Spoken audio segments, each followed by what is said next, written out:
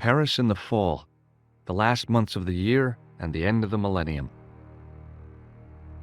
The city holds many memories for me, of cafes, of music, of love, and of death.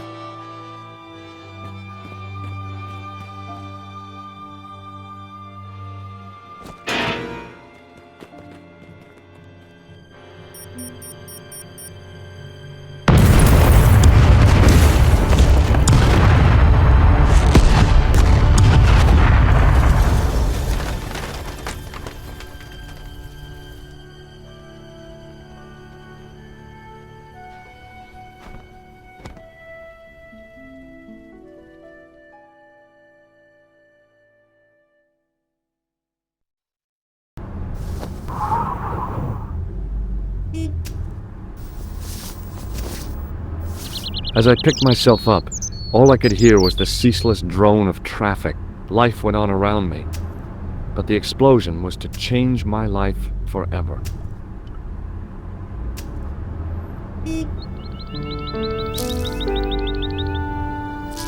The leading article referred to the visit of a Nobel Prize winner from some unpronounceable Eastern European state.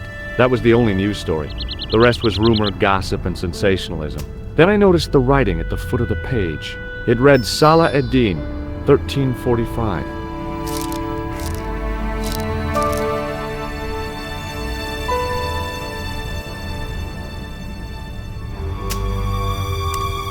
Please, hold it right there. Whoa, don't shoot. I'm innocent. I'm an American. Can't make up your mind, eh? I demand to see the American consul. Drop your weapons and get down on the ground. Put that thing away, Sergeant. Move. I apologize, monsieur, but I cannot permit you to leave. Am I under arrest? No, I would simply like to ask you some questions. En avant, to the café, marche.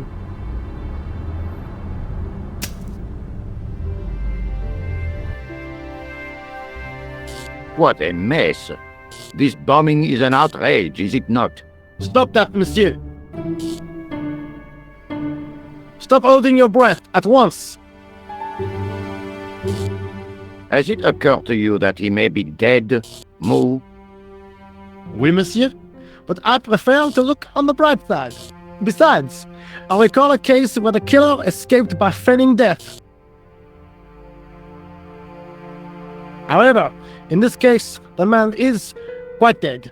Clearly, the killer knew of his presence and... How many times have I warned you about premature extrapolation? All we know is that he is dead. It seemed reasonable to assume... A great detective assumes nothing. Take Maigret, for instance. But he was a fictitious character, monsieur. Why, he was no more real than Poirot or Tintin. That's different, Moo. They were comedy Belgians.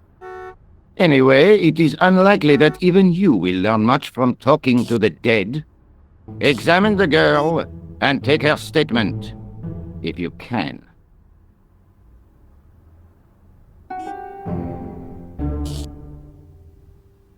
Et maintenant, to business.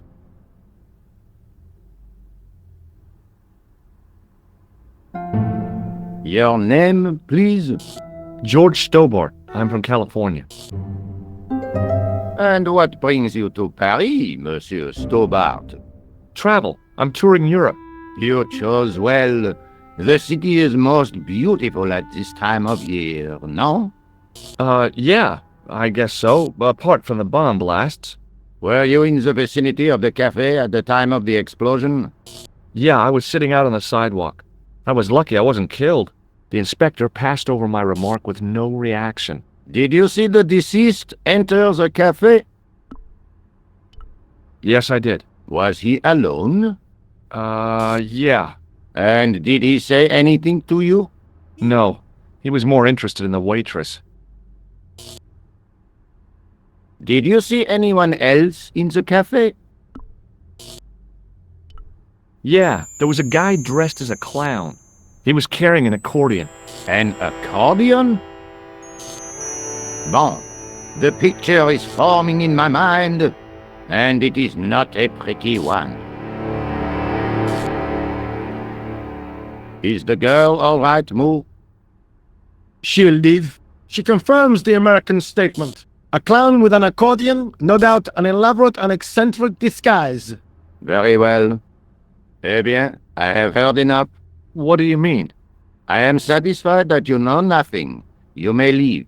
I hope this little incident does not spoil the rest of your vacation.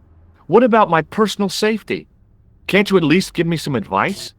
What can I say? Stay alert and look out for suspicious characters. And don't cross the road until the little man shows green.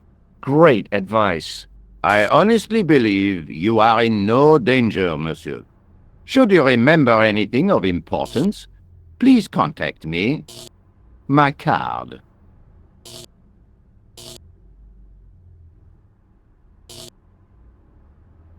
Thanks. That is all. You may go. There's not much to go on, monsieur. On the surface, no. But what lurks inside the subconscious? If the door can only be opened. Are you serious, monsieur?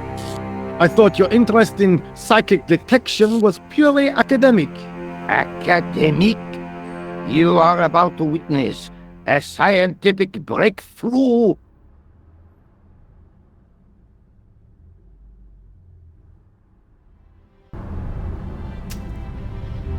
Excuse me, mademoiselle? Hi, my name's George Stobart. Oh, an American by the sound of it. Yeah, that's right, on holiday in Paris. Some holiday, huh? You were here when the bomb went off? Sure was. Sat right out front of the cafe. Did you notice a middle-aged man, maybe 60, with an hat and overcoat? I couldn't believe it. She hadn't even asked how I was feeling. Yeah, he went inside just before the bomb exploded. You weren't related to him, were you? Oh no, nothing like that. I am Nicole Collard from La Liberté. What's that, some kind of nightclub? No, it is a newspaper. You're a reporter? I'm a freelance photojournalist. Say, you could interview me about the bombing. You know, an eyewitness account. Minutes after the outrage that shook the whole of Paris. You know, real-life drama, human interest, that kind of stuff. I'll just stick to the facts, thank you. Did you see who planted the bomb? I know it sounds crazy, but he was dressed like a clown. Oh God, it's him again. Who's the guy you were supposed to meet? His name was Planter. I didn't know him, but he called me last night. He said he had a story which would interest me. He asked me to meet him at the cafe. I guess I'll never know what he wanted to tell me. Not unless you have Rosso's gift for psychic interrogation. How did Plantar get your name? Through the newspaper La Liberté. had written an article linking two unsolved murders, one in Italy, the other in Japan. The cases were remarkably similar. A wealthy victim, no apparent motive, and a costumed killer. Planta said he could supply me with more information. Have you met the clown before? It's a long story. I have plenty of time. I don't. Why won't you tell me about this clown? Why do you want to get involved? Because he almost killed me. Isn't that reason enough? I guess so. Listen, I'll give you my phone number. You help me with my story and I'll let you in on what I know. And let's get one thing straight right now. This is strictly business. Okay, it's a deal. I have to go develop these pictures. À bientôt, monsieur. Fine, I'll, see you soon.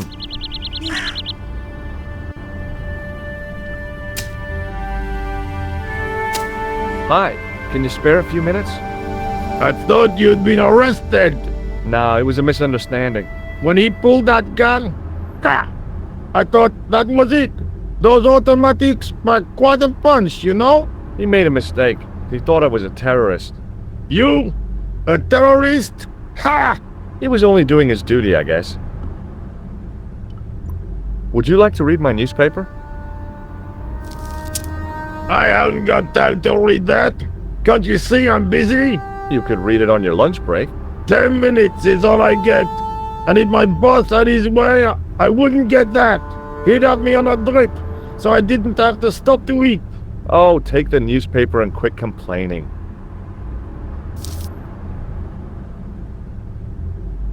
Ah, look at this. Damn bleeding out liberals. Ja! Save the dolphins. Catch them and eat them, I say. All that fuss over a bunch of fish. Nah, that's more like it. Look at the size of those. Like champagne bottle corks, no? Ah, what's this? Saladin running in the Prix de l'Arc de Triomphe. It's a racehorse? A horse? A legend. Bucephalus reborn, mon ami. Like a streak of lightning she is.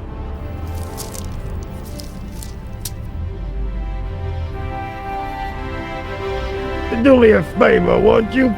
Keep an eye on my hole. I'm off to put some money on that knife.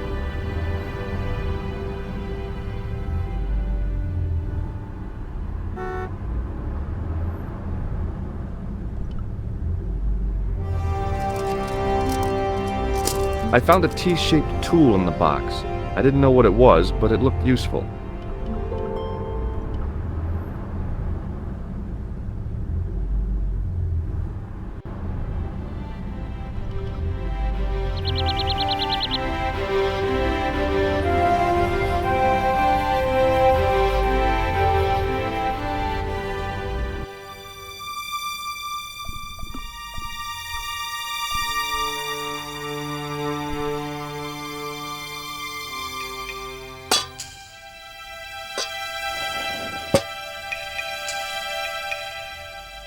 I lifted the cover to reveal what smelt like the entrance to a sewer.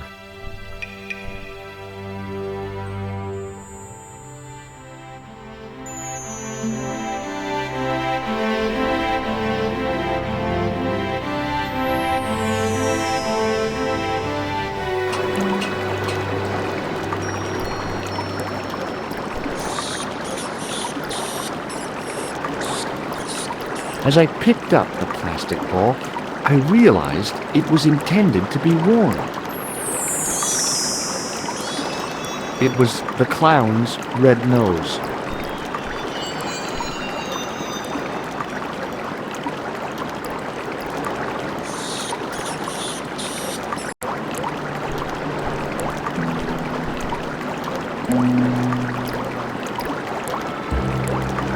I scooped up the sodden tissue. It was cold and greasy, like breakfast leftovers.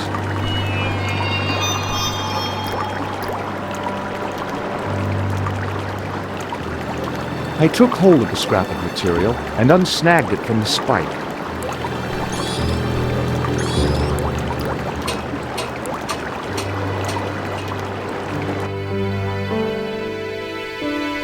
Hi there. Hold it right there, you sewer rat. I knew you'd come back, and now I've got you. What are you talking about? You're trespassing. Come out of there, immediately. That's what I'm trying to do. Give me your hand. Ha! You won't catch me with tricks like that. Keep your distance, monsieur. Okay, okay. Now, what were you looking for? I was looking for a clown. Ha! Ridiculous. Do you really expect me to believe that? He planted a bomb in the cafe and blew it up. What? The cafe? Blown up? Mon Dieu! That is awful. And you say the person responsible was dressed as a clown? That's right. He blew up the cafe, escaped into the sewer, changed his clothes, and came up here. Ah, mon Dieu! Then, the man I chased, do you think that man and the clown are one and the same? Well, yes, it had crossed my mind. Ah, that still does not explain what you are doing down the sewer. For all I know, you are in league with him. Oh no, I'm just a tourist. Haha, most tourists are content with the Eiffel Tower, the Louvre, or the Pigalle. I didn't realize my waste pipes were such an attraction. Perhaps you'd like to take a look at my card? What is this? Inspector Augustin Rousseau? What does that say? Hominoid Division? A homicide. I think the ink's smudged. Then you are not a tourist. Okay, I'm not. I lied to you, and I'm sorry. Don't apologize, monsieur. You know, I had a feeling there was something different about you. It is your posture, your poise. Oh, yes. There is no mistaking the bearing of a disciplined man. And I should know. I was in the army, you know. When I was your age, I was fighting for my life in the African desert. How can I help you, Inspector? Let's start over from the beginning and tell it just like it was. Does this piece of material mean anything to you? That is the same cloth as the jacket I found. I'd recognize that pattern anywhere.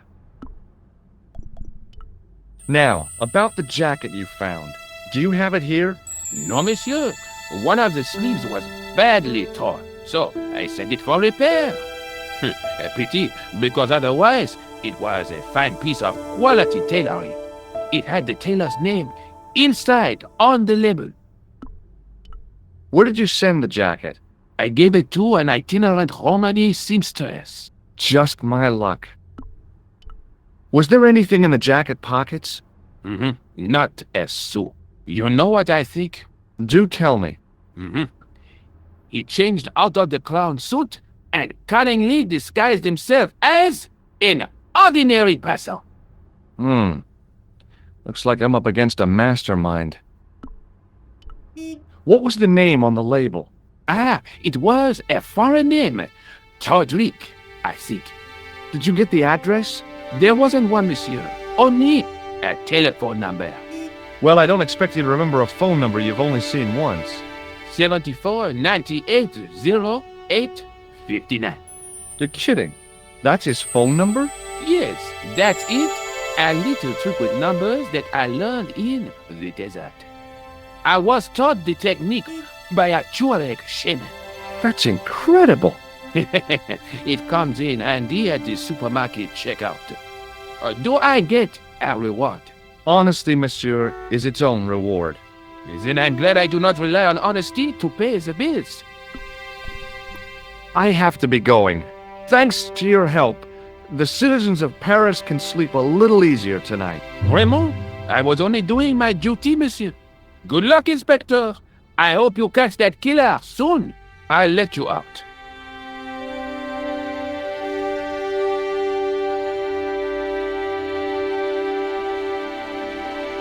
I hope you find your man, Inspector.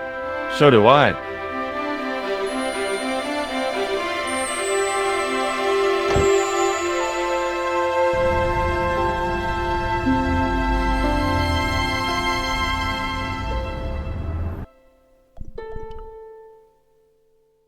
Bonjour, Kula.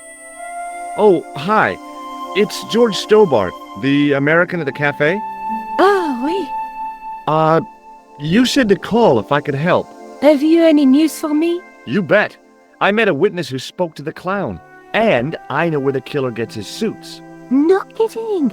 Hey, I'm impressed. You are? Well, it wasn't easy. Look, why don't you come here to my apartment? Fine. Where do you live? 361 Rue Jarry. Okay, I'll come right over.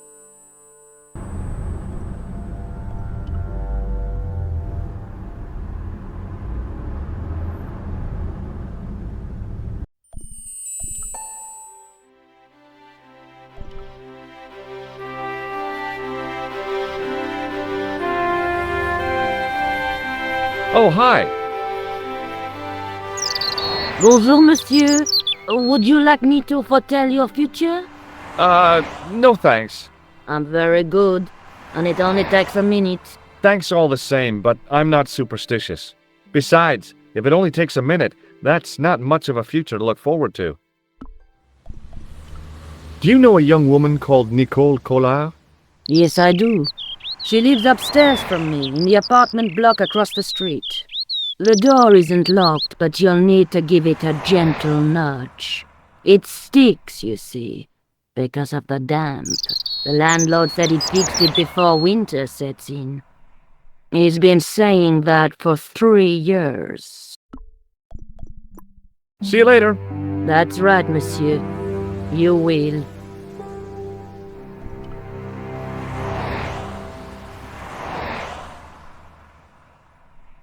Remembering the flower seller's advice, I pushed the door gently just above the lock.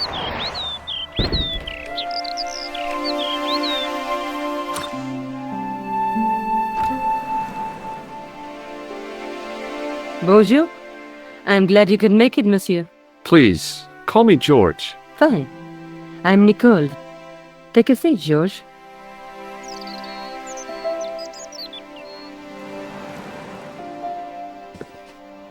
Eh bien? And what have you been up to? I've been exploring the sewers beneath the cafe. I thought I could smell something bad. The clown used the sewer to escape and to change out of his costume. I guess he was in a hurry. He left his jacket behind. And? I got his tailor's phone number. You had better luck than I did. Luck, she said. Luck! Hard work, I'd call it. What happened? I took my photographs to the editor, but he wasn't interested. Can you believe it? He told me to drop his story. But you're not about to do that. Oh no. I'm going to find out what's behind these killings. You know what I think? It's a conspiracy. The police in 3 different countries have kept very quiet about the murders. The press don't connect them at all. They blame them on political, religious, or militant minority extremists. That covers just about everyone. I found a piece of material near the cafe.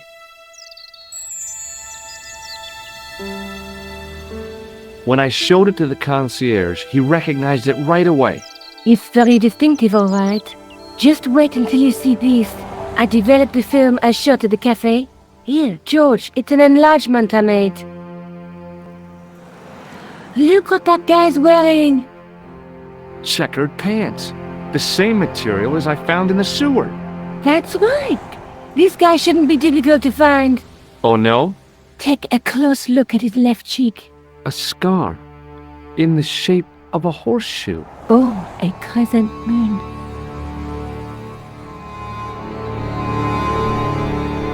I found this false nose in the sewer. Hey, what's this inside it? The contents of someone's nose? Don't be cross, George. It says La Reste du Monde. Masks and costumes. It's a costume shop near the Gare Saint-Lazare.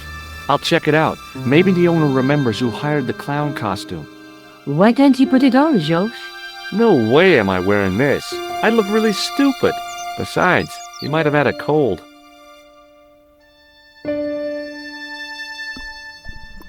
I'm going back out to search for that clown. Where? Well, I guess I could visit the costume shop. Good idea.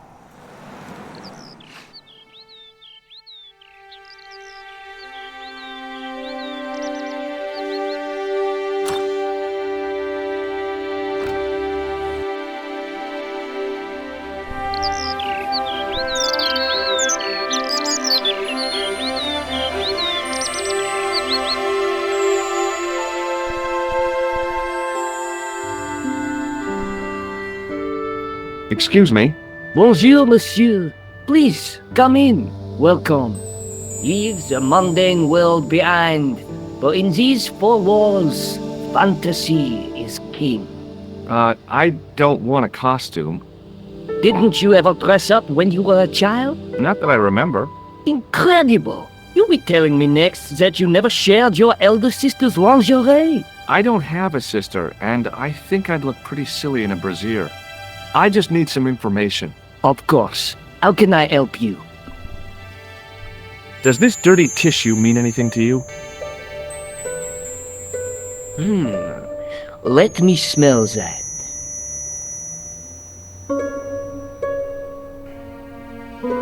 Bestheimer's number 7 white pancake. Theatrical grease paint, right? Oui, monsieur. La crème de la crème of Thespian accoutrement. Have you sold any of it recently? Yes, 2 cans. Do you recognize this man? Oui, monsieur. That is the man to whom I sold the grease paint. I remember the scar on his face. He chose 2 costumes, Bozo the clown and Seamus the pixie. A pixie? Very smart. Green silk with a taffeta lining.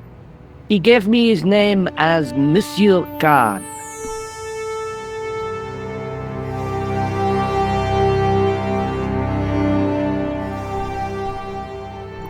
Thanks for your help, buddy. My pleasure, monsieur. Allow me to shake you by the hand. Huh? Well, okay.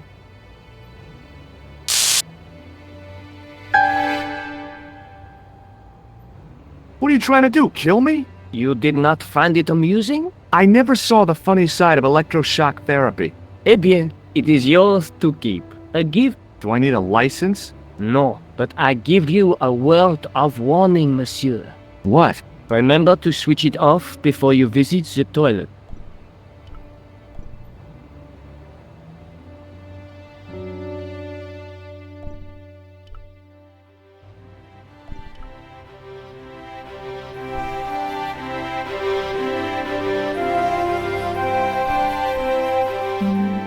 Hello? Who is this? Hi. My name's George Stobart. You don't know me. Correct, Mr. Stobart. I don't. What can I do for you? Well, I'm trying to trace one of your customers. Could I maybe come over and talk to you?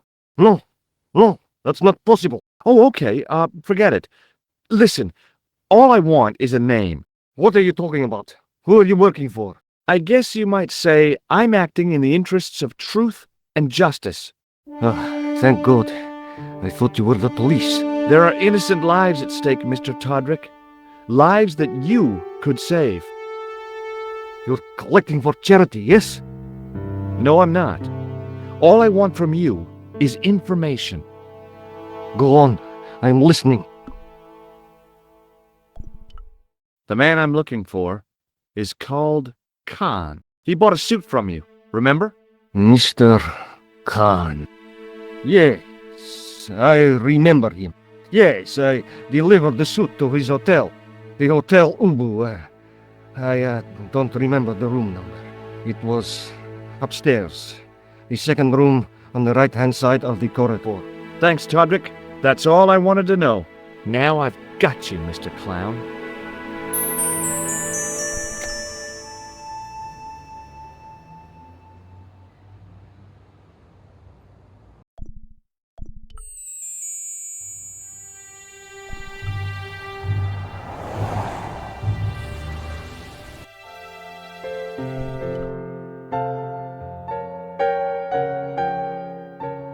Hi there, ma'am.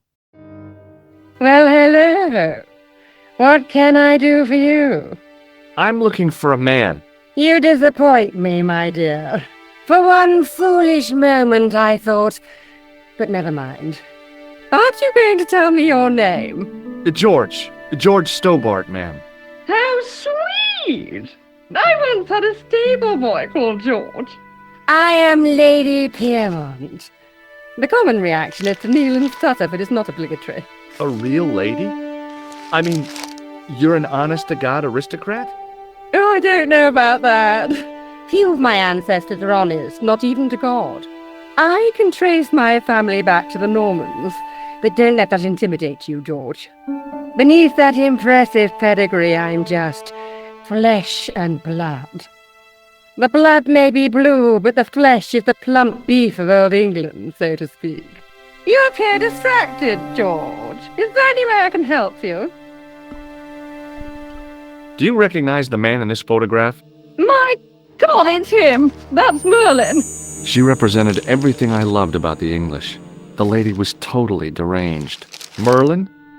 You mean King Arthur's wizard? Good heavens, no! Monsieur Merlin is a fellow guest. The man you know as Merlin is a fake. What do you mean, sweetie? He's a murderer. He also uses the name Khan.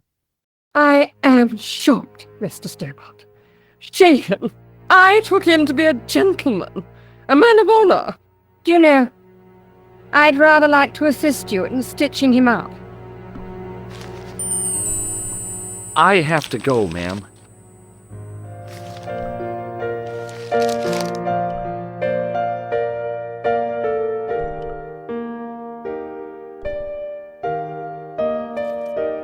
Excusez-moi, monsieur. What? You were trying to steal that key, no? No way.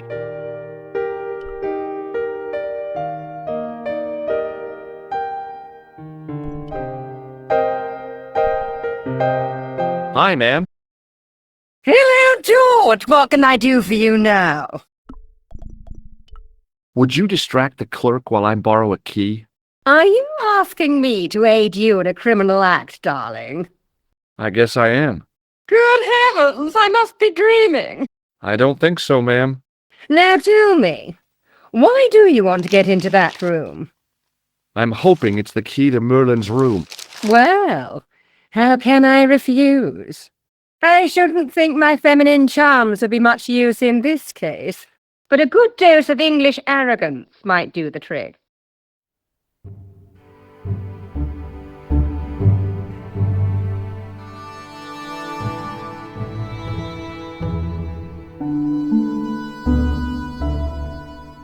I say! You there?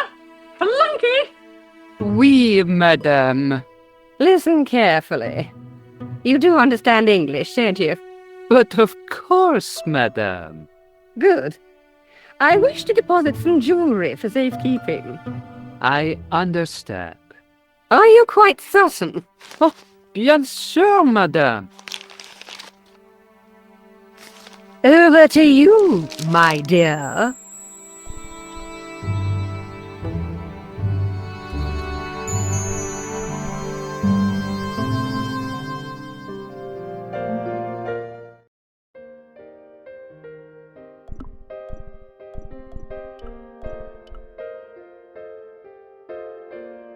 Maybe it wasn't the right room, but this was the right key.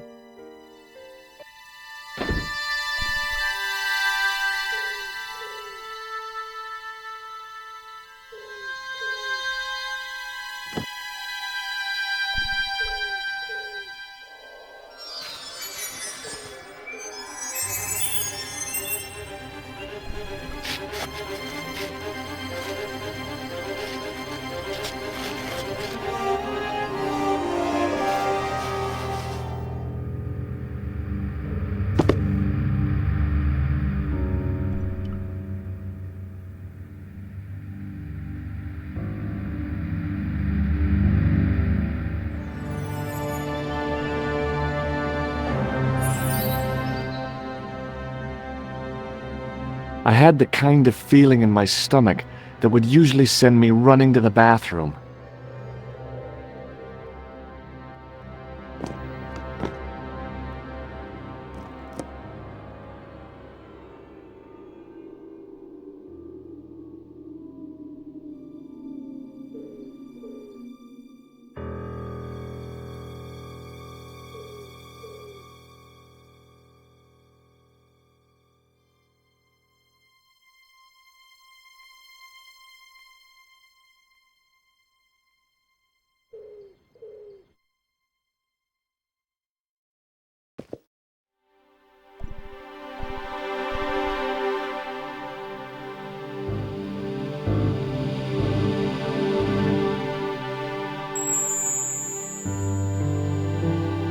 I couldn't believe my luck when I found 2 items in the pockets of the pants. The first was an ordinary matchbook. No matches, no clues. The second was a pass card which read, Thomas Merlin, Gruber Electronics Corporation.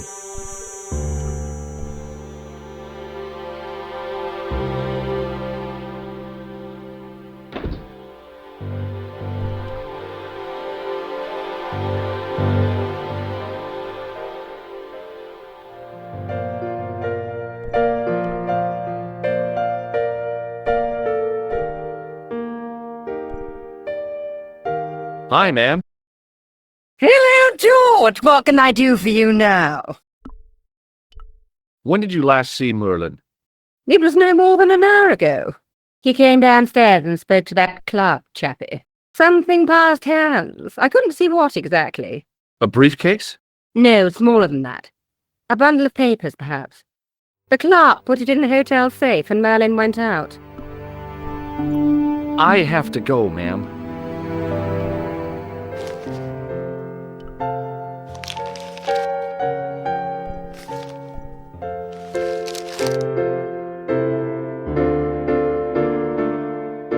I want some information. Who are you? The police? I'm conducting a private investigation.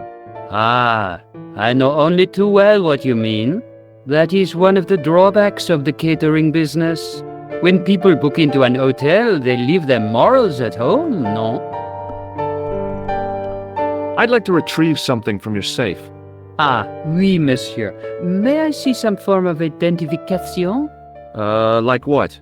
A driving license, perhaps? I don't drive. Your passport? I don't have it with me. I could show you my operation scar. I'm sorry, monsieur. I must have some form of unique ID. You won't find a more unique ID than my scar. I'm sorry.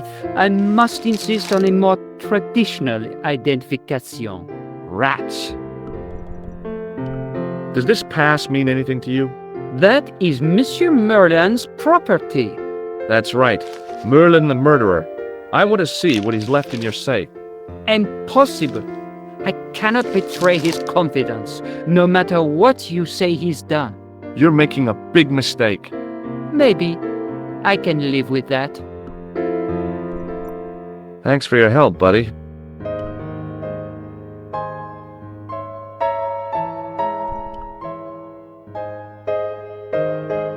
Hi, ma'am. Hello, George. What can I do for you now? I found this pass in Merlin's room. So, that deceitful little man is passing himself off as an electrician, is he? Uh-huh. This guy probably has a million faces.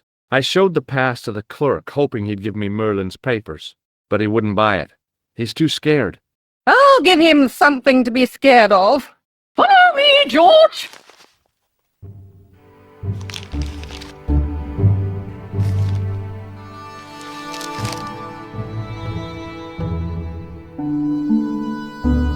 Did you place a package from Merlin in the hotel safe? I did, madame. And did my friend here show you Merlin's identification? Indeed he did, but What's the problem? he isn't Merlin. A mere academic detail. Give him the package. But that is against the law. I happen to be a justice of the peace, you silly man. I own the law. If he tries anything, shoot him, George. My pleasure, Lady Piermont. One moment, please.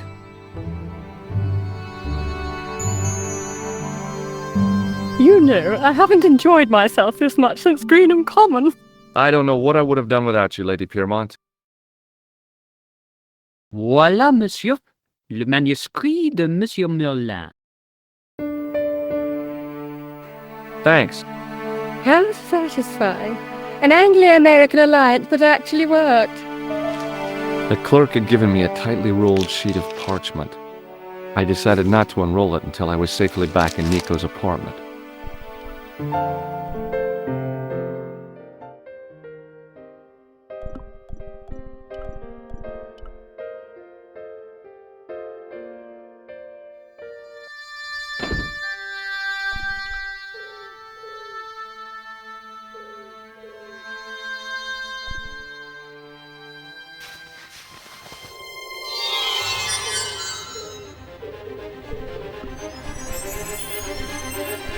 I knew this was no way to treat an ancient manuscript, but I couldn't let it fall into the hands of the goons waiting outside.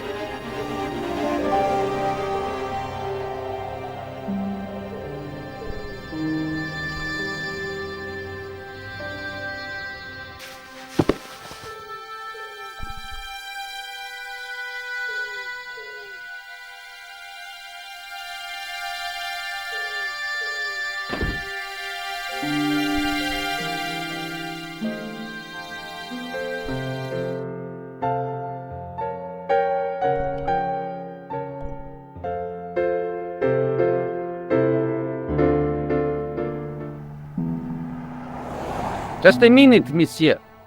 What's your problem? No problem, if you cooperate. What do you want? Just a routine security check, nothing to worry yourself about.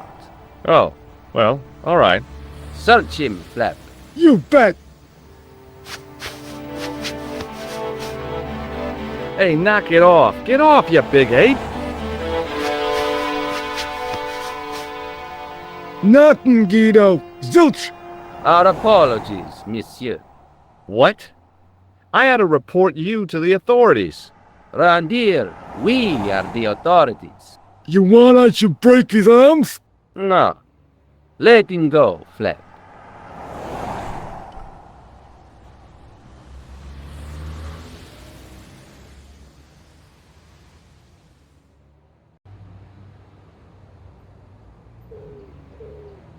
If the manuscript was what Flap and Guido were after, they were going to be disappointed.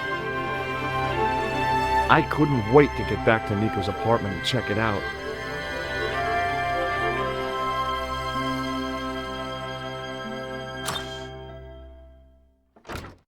You're just not going to believe what I found. It's not another part of the clown's costume, is it?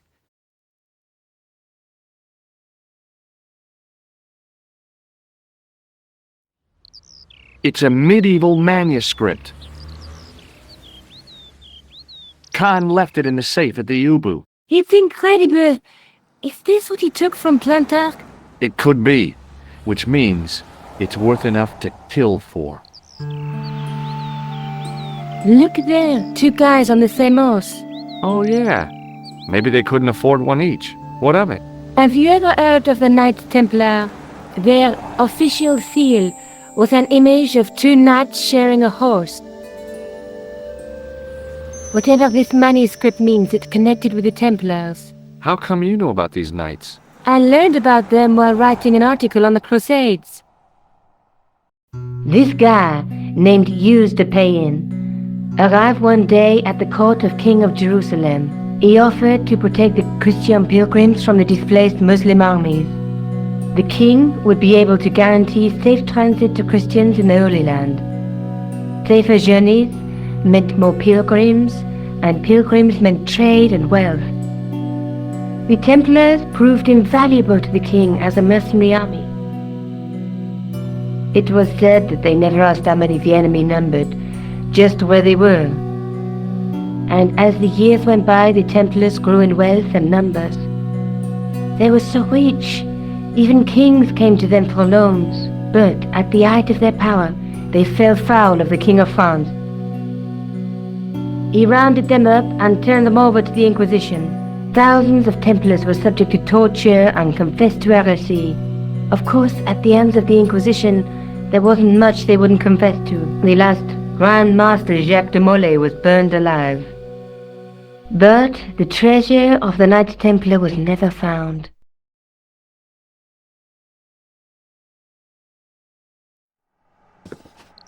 Jeez. So the treasure is hidden, waiting to be discovered? If there ever was a treasure, it's been lost for 600 years. Anyway, we're supposed to be investigating a serial killer, not a medieval treasure trove. But maybe that's what the clown and his accomplices are after. Maybe this manuscript is the key. You'd better leave it here for safekeeping. Think about it, George. One guy's already died for it, as you said yourself. Besides, that parchment is fragile. Okay, I'm convinced. You keep hold of it. Let's take another look at the manuscript. Let's face it, we need help, George. Someone who knows about these things. Who do you suggest? Indiana Jones? I know a guy who specializes in medieval studies. His name is Lobino. Huh. Some stuffy old fossil who gets horny over ancient relics, I suppose. So worried. Andre isn't the stereotypical professor you have in mind. Where can I find this Lobino guy? At the Kroon Museum. I'll give you the address.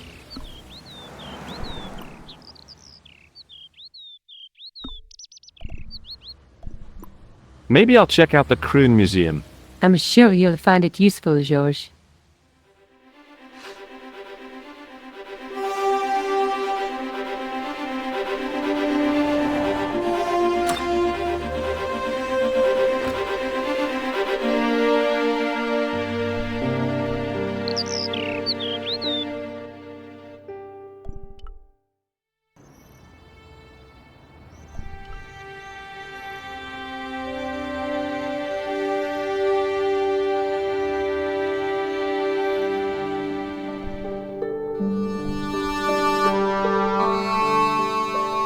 In the case was a spindly tripod, blackened with age and pitted with rust. It was identical to the tripod pictured on the manuscript. A notice identified it as 15th century from Western Ireland. It had been found in Loch Marne at the site of a Knights Templar preceptory. Ireland! What's that? This tripod was found in Ireland. I will have to ask you to keep your voice down. I'm sorry, I was excited.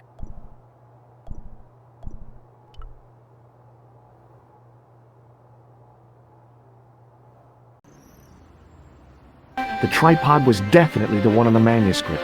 The Templar connection confirmed it. I was tempted to go to Ireland to check it out.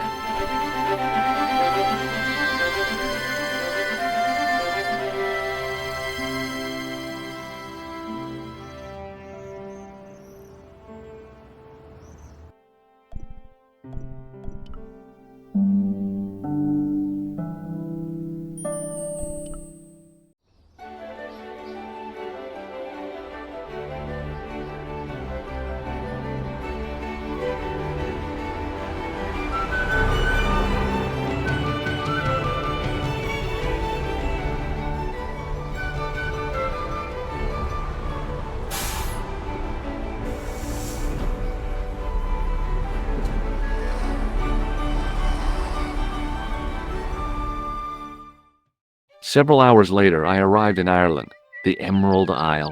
I'd been lucky to get a bus from Dublin to the tiny village of Loch Marne. On the way out, the driver told me there was only one service a day.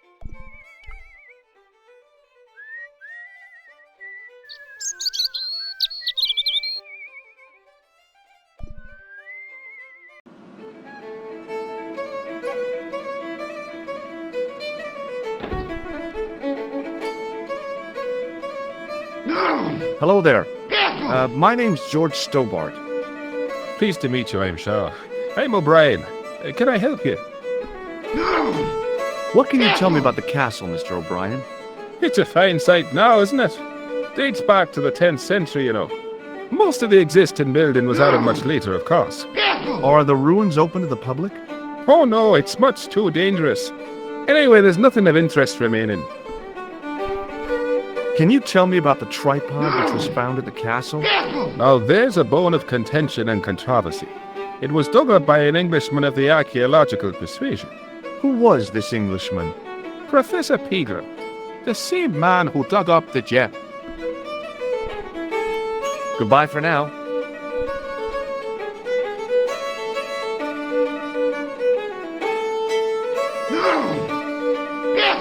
My name's George. Pleased to meet you, mister. My name's Fitzgerald. Do you know Professor Pegram?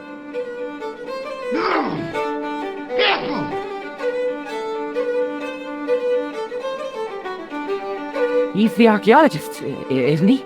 That's right.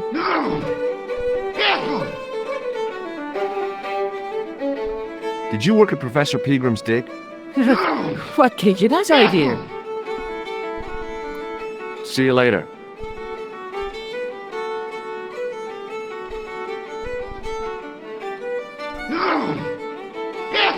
The man's arm lay across the towel, preventing me from moving it. As the man raised his arm to drink, I snatched the towel away. Hi, my name's Stobart, George Stobart. Hello there, mister. What can I do for you? Do you know Professor Pegram? Do I know him? Do I know the good professor himself? No, I don't.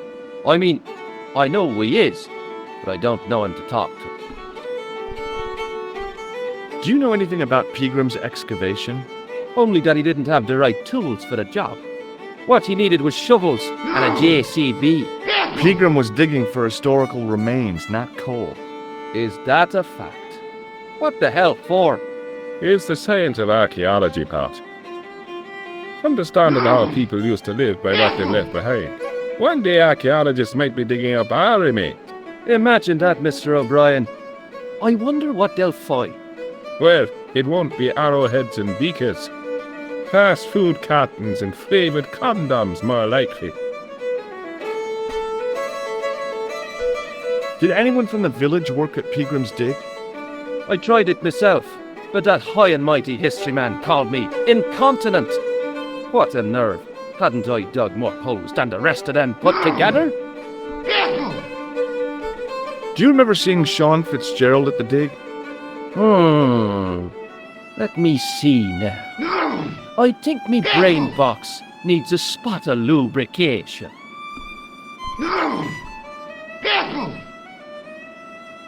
Can I buy you a drink? You most certainly can. Give me a drink for my friend here. Who, Doyle? Has he conned you into buying for him? Shame on you, Patrick. Same again. Just a point this time, Michael. 1 pint of brown coming up.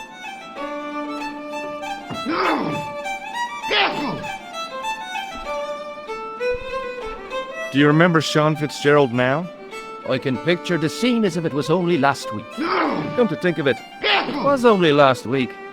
Fitzgerald was there all right. Him and a bunch of students. He was speaking with the boss man. Bye for now.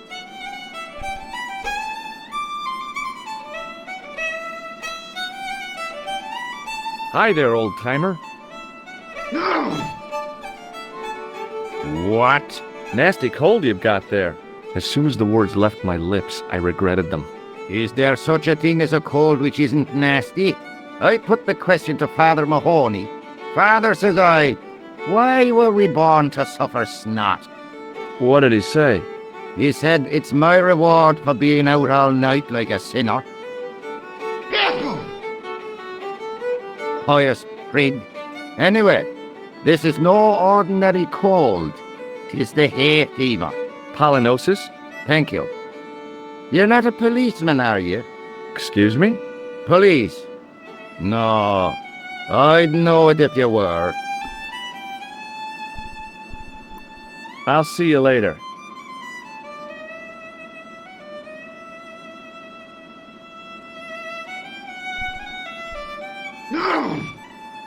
As soon as the old guy looked away, I grabbed this piece of wire.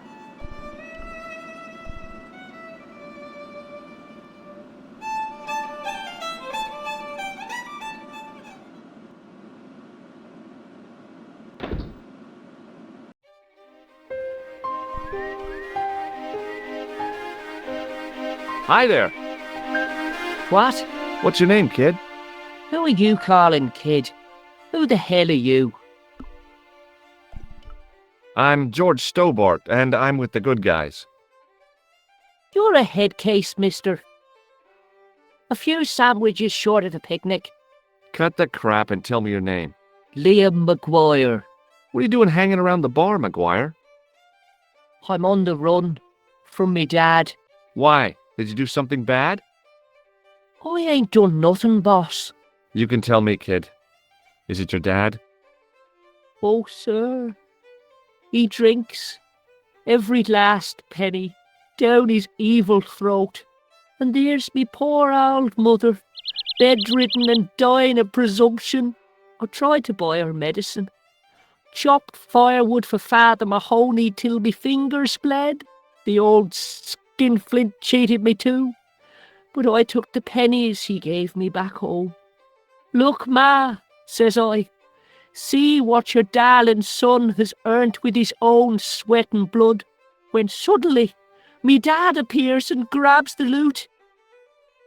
I'm off to Dublin heavy drinking, says he. Watch out till I get back. That's why I runned away. Something in the grin on his face told me he wasn't being strictly truthful. Compared to him, Huckleberry Finn was a candidate for Altar Boy of the Year. Do you know a man called Pegram? Can you describe him like on the telly in the cop shows? He's an English archaeologist. I know the man you mean if he's the one. Can you tell me where I'd find Pegram? No, I can't, 'cause he's not here now, but if I sees him, I'll ask him. Do you know what Pegram was doing in the castle? Digging for buried treasure. Jewels and gold and skeletons, like in the films. Do you know anything about Pegram's dig? He wouldn't let me anywhere near it. I offered to help, but he chased me off. I didn't want to see his smelly old hole anyhow. Did anyone from the village work at the dig? Pegram brought some students and bums with him.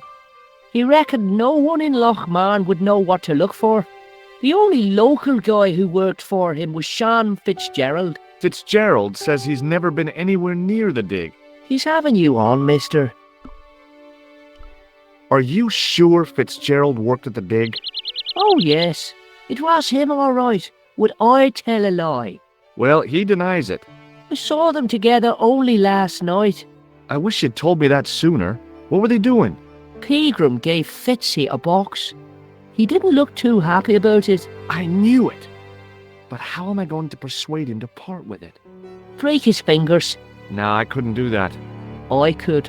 Thanks for the offer, kid, but I'll try a more subtle approach. Chinese burns? See you later, kid. Okay, mister.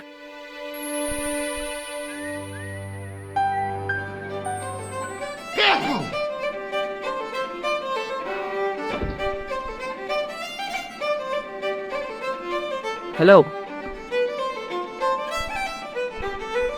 McGuire says he saw you working at the dig. What's more, he saw you talking with Pegram.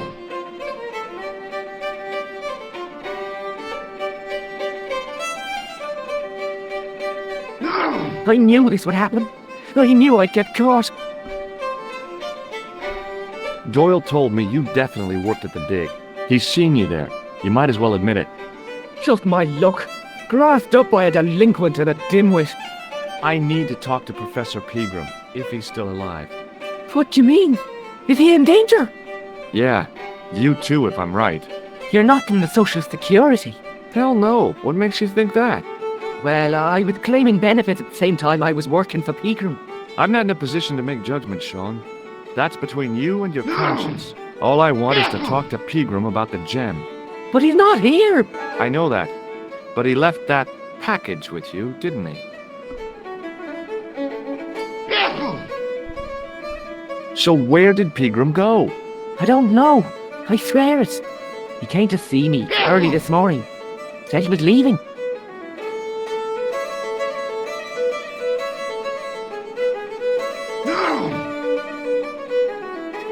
He asked me to give this package to a guy called Marquet. Show me what's in the package, Sean. I can't do that. Why not? I promised the professor. So what? You didn't have any qualms about your benefit scam. So where's the harm in taking a peek inside Peagram's package? You don't know these people. I can't. I don't dare. This is your last chance to show me the package, Fitzgerald. I've been patient with you, but now it's time to kick ass. But he'll kill me. Who will? The man from Paris. Jack Marquet. Pegram told me if I gave him the package unopened, I'd hear no more about it. But if I double-crossed Marquet, I'd be dead. I'll deal with Jacques Marquet. Give the package to me. No. Why should I trust you? I don't know who to trust anymore. I wish I'd never even heard of the Lochmarn gem.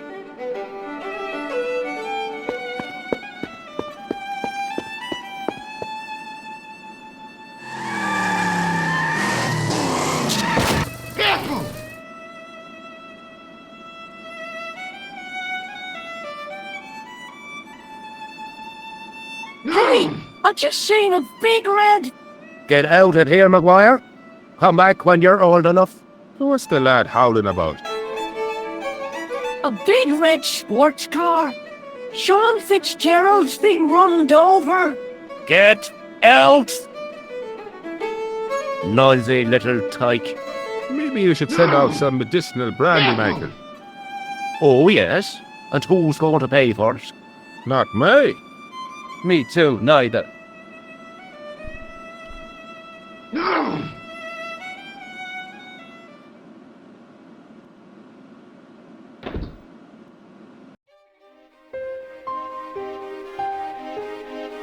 I was telling the truth about Fitzy, mister.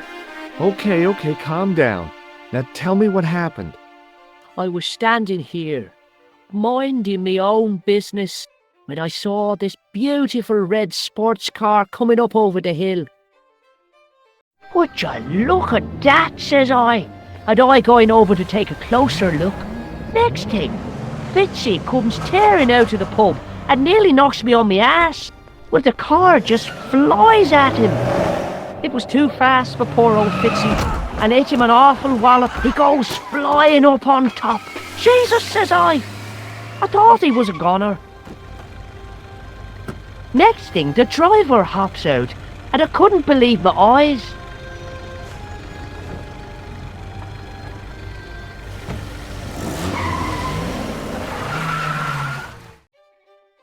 He was dressed like a bloody pixie. See you later, kid. Okay, mister.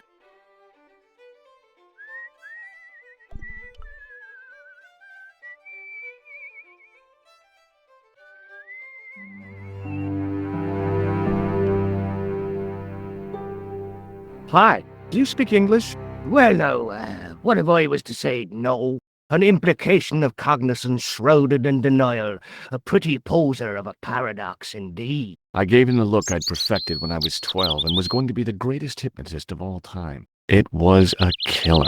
Are you attempting to hypnotize me, or is it the constipation you're suffering? I was a little out of practice.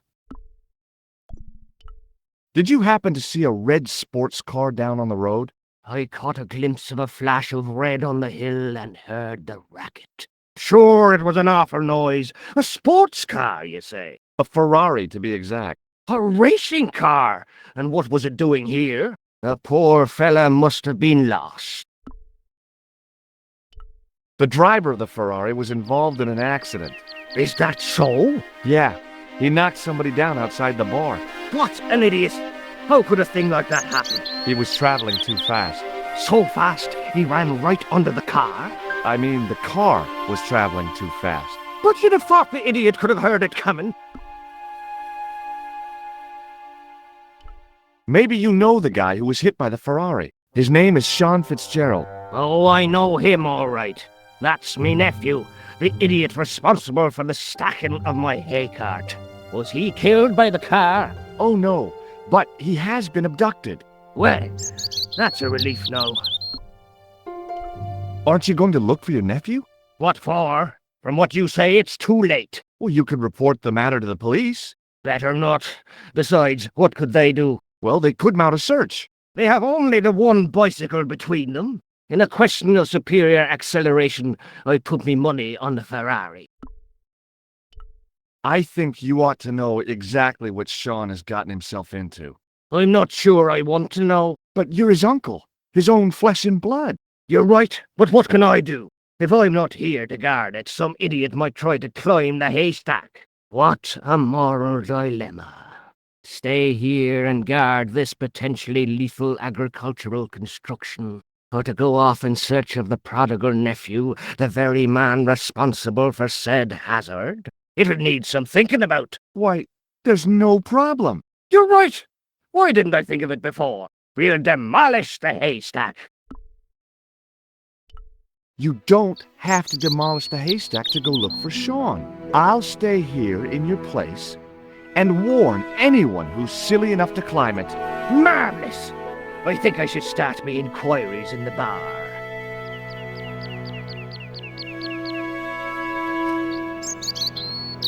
He strode off in the direction of McDevitt's bar, leaving me to contemplate the stack of hay.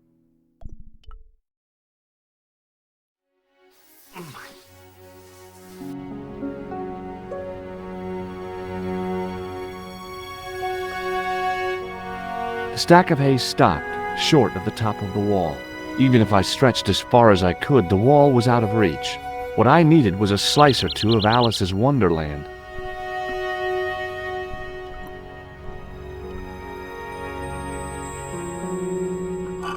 I inserted the end of the lifting key in the mortarless crack and gave it a firm shove. It remained lodged in the wall, jutting out to form a step.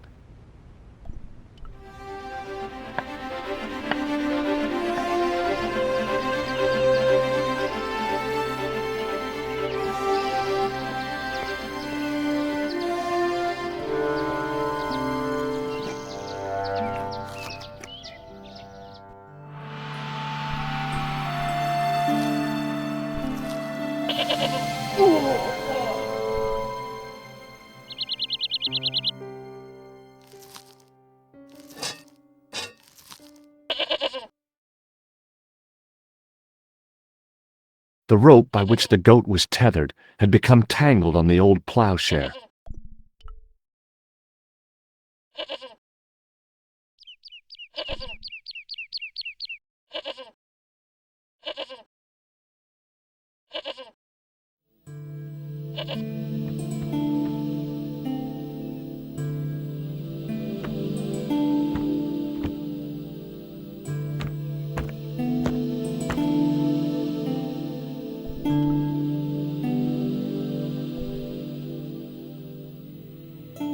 As I dipped my fingers into the soft white powder, I realized what it was. Plaster of Paris. I'd used it in kindergarten to make casts of animal paw prints.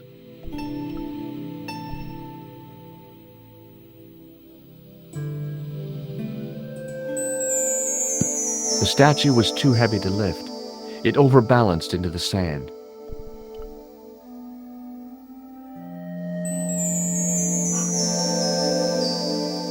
As I swung the stone upright, I noticed it had left a pattern of holes in the sand.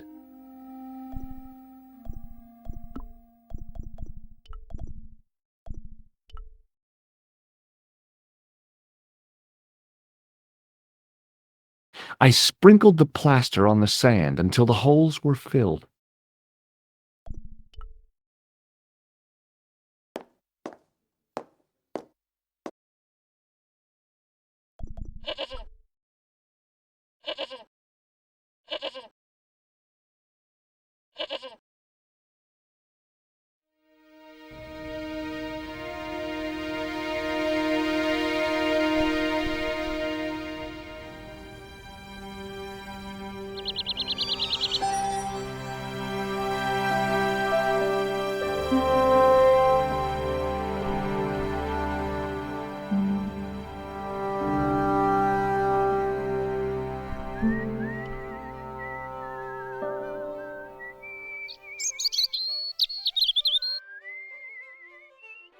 I pushed the switch down, but in doing so it snapped off in my hand.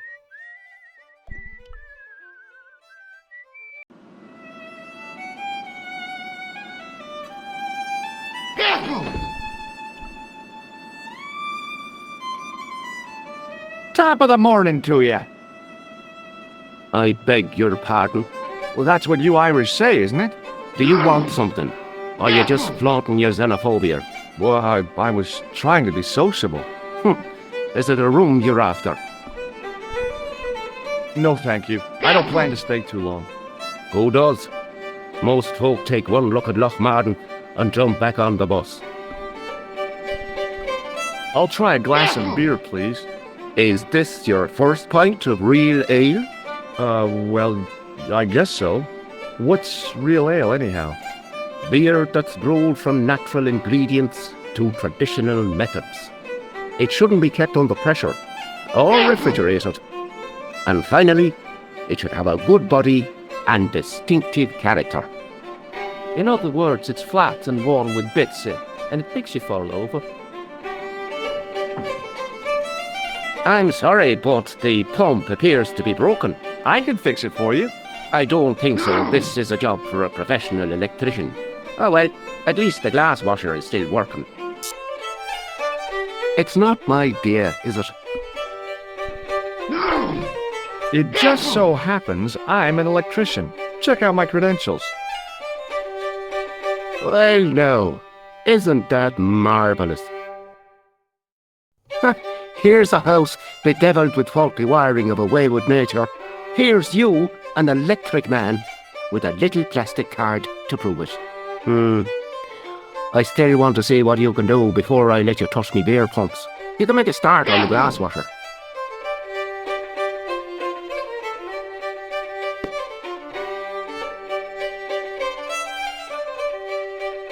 And when you finish that, will you take a look at the pumps?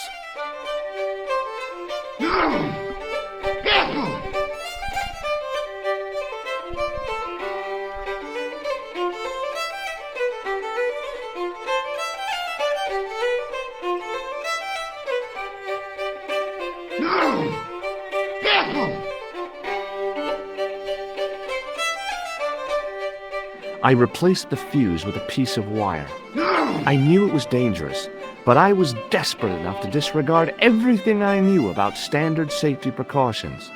Excuse me, Mr. Leary. I fixed your glass washer, no problem. Bingo! And a blessing to all the saints. A free half pint to that man, on the house. Now, could you take a look at the beer pumps? Well, I guess so, but I'm not making any promises. If you can't fix them, I'll have a riot on me hands. The pumps are in the cellar, right? That's right. You'll find a flashlight down there somewhere.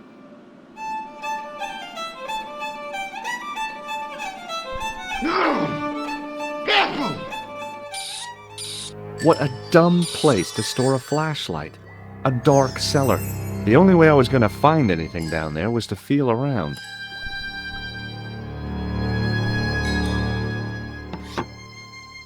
I pushed the lever and heard the grating of metal, but nothing appeared to happen.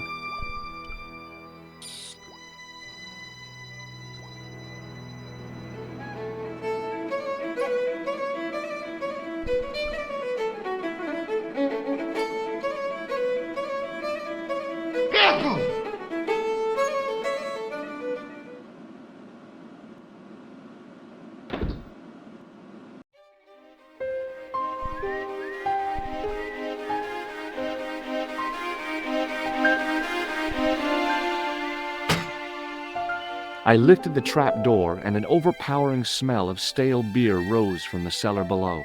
I looked down on a stone-tiled floor, way too far to jump.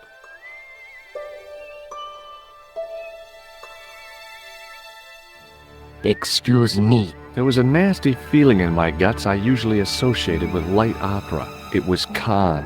What's the problem? Did you see what happened here a few minutes ago? What was that? A man was involved in an unfortunate accident. I didn't see anything. What about the boy? Well, he doesn't know anything either. The kid, well, you know how it is in these rural communities. Not enough genes to go round. I prayed McGuire had the sense to keep his mouth shut. Was the guy hurt bad? He's been taken care of, but he thinks he dropped a small parcel. You didn't happen to find it, did you? If I had, I would have taken it to the police. Of course. Thank you.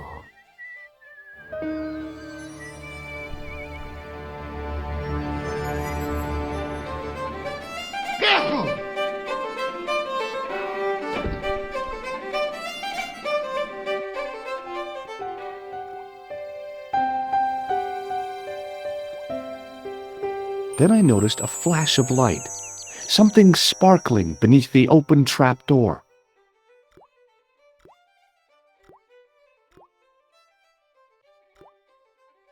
It was Peagram's gem, all right. A large, uncut blue stone. As I held it aloft, I realized the fascination it could command. I guess I was already under its spell. Did you find it? What? Whatever you was looking for. Yeah. Listen, McGuire. I want you to keep this to yourself.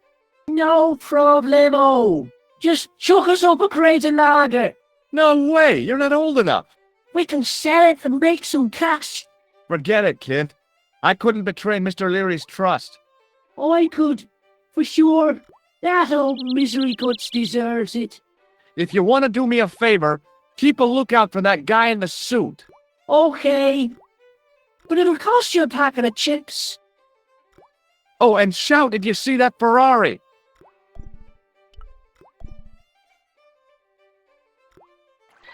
The faucet creaked, coughed, and spewed out a stream of rusty-colored water.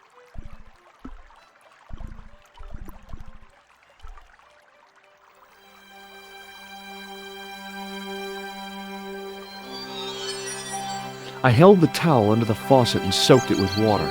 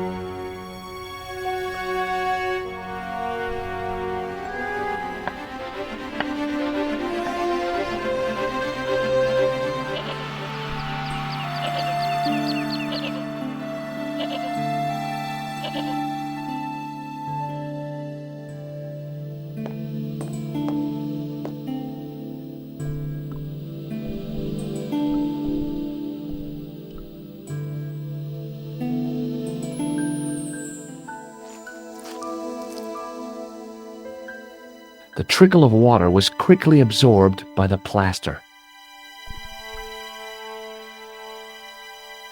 I eased the solid piece of plaster from the sand. Underneath, it had formed a perfect copy of the statue.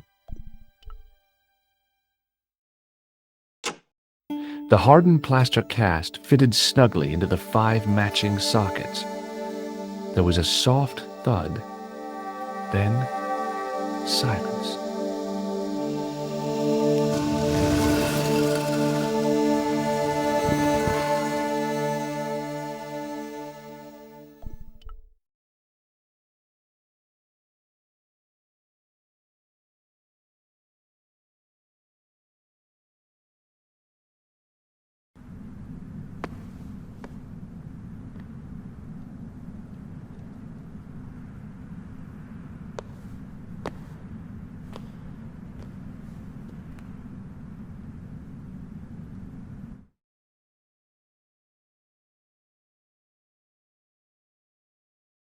So, where did you stay last night?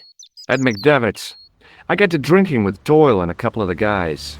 That explains why you look so ill today. Did you get any sleep at all? Not much. I had to share the room with another guy. Did he snore? Hardly. He was dead. Then Leary woke me in the middle of the night to help bail out the cellar. The cellar was flooded? Yeah, some idiot had left the faucet running. And you say Pegram has disappeared? Without a trace. But my visit wasn't a complete waste of time.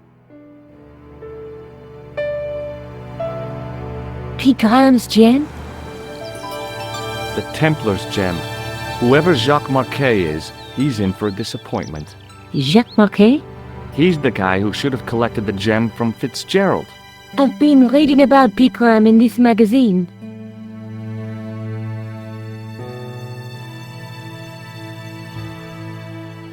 The media got its claws on him. Yeah, if I was his agent, I'd get him to lose the pipe.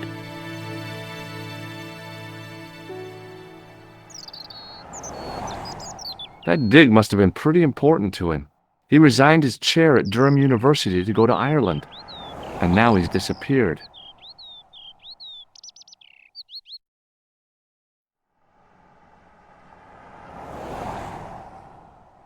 See what you can find out about Professor Pegram. I'll speak to the university. What are your plans? I want to find out who, what, or where Montfaucon was. All I've got to go by is the name and a picture of a hanged man.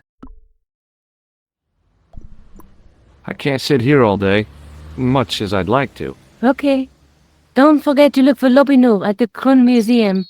And why don't you see if Rousseau has heard anything? Okay. Anything else I can do for you while I'm out? Shopping, a trip to the laundromat? Just take care of yourself.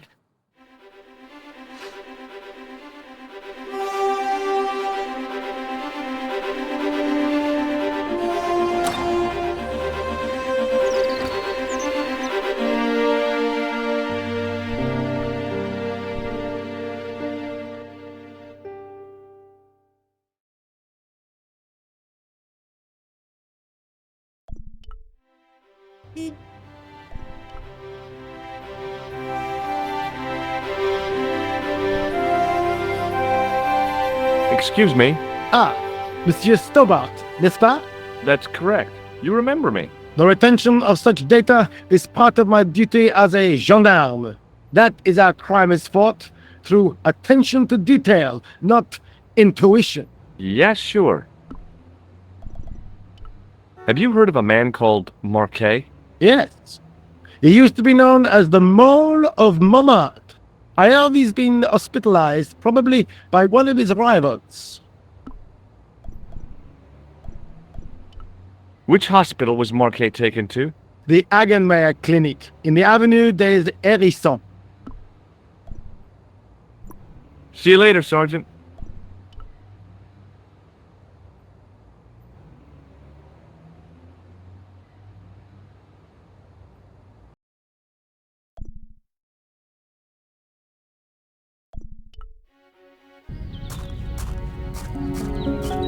The old building managed to retain some of its original grandeur, but the modern additions look like a baseball cap on a statue of a medieval saint.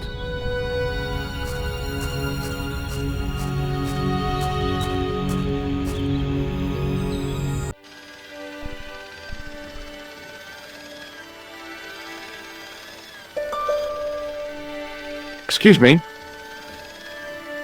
Yes, sir? Is this the Hagenmeyer Clinic? That's correct. I thought I was in a garden center. Oh, the plans. They were my idea. A little greenery to evoke the spirit of nature. How may I help you? Look at this ID pass. So you're Merlin. Marquet's been asking for you. For me? Yes. He was shouting your name when they brought him in here. Now, let me see. He was on Ward B12, as I recall. Oh, he's being transferred to... Oh dear. He's on Ward J2. That's... Nurse Grendel's ward. What's so bad about Nurse Grendel? She runs that ward like a South American prison. Keeping a well-disciplined ward isn't a crime, is it? Well-disciplined.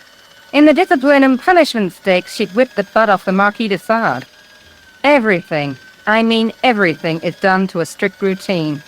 6 o'clock, alarm call. 6:10, bowel movements, and woe betide anyone who doesn't have a result. Those patients of hers are like Pavlova's dogs. She sounds like a real nightmare. And then some. If Nurse Grendel is that bad, how come the authorities tolerate her? She's like part of the furniture. Oh, you mean she's been here a long time? No. I mean there's not a man in this clinic who hasn't sprawled out on her. I was beginning to get the picture. This woman was jealous, with a big green capital J. How do I find Nurse Grendel's ward? Down the corridor on the left, turn right at the senior consultant's washroom. Right again at the executive coffee lounge. Bear left past the administrator's sauna. And turn left at the end. That's J2.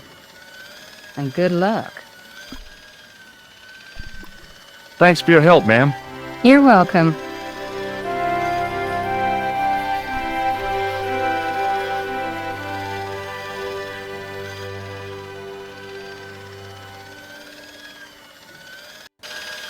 As I turned the corner, I saw the source of the hellish noise which echoed through the corridors.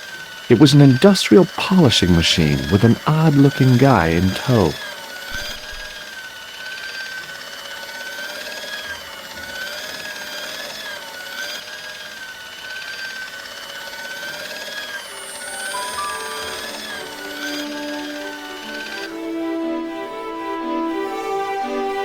As I tugged the plug out of the socket, the polishing machine coughed, spluttered, and died. Mr. Shiny, what's wrong, pal?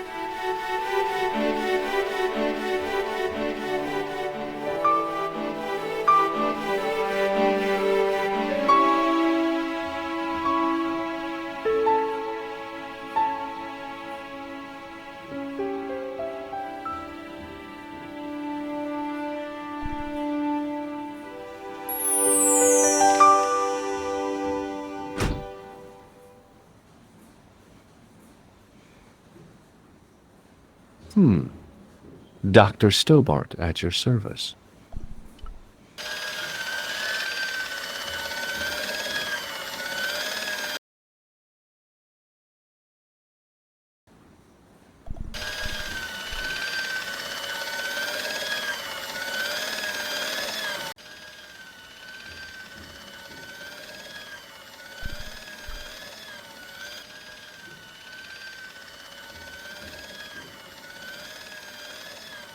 Hi, my name's George Stobart.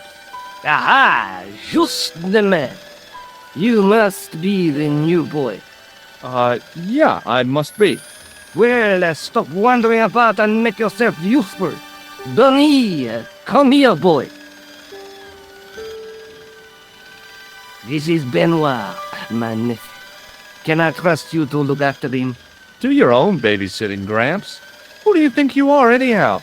I am Felix Hagenmeyer. And may I say what an honor it is to meet you in person, sir. You are on my medical wall of fame. Right up there with Pasteur and Leary. I look on it as a privilege, no, an honor, to look after your nephew, sir. He is fresh out of medical school. It will open his eyes to see a real doctor on the job. I'll bet. Show him around. Let him see some real suffering. So long, Hagenmeyer.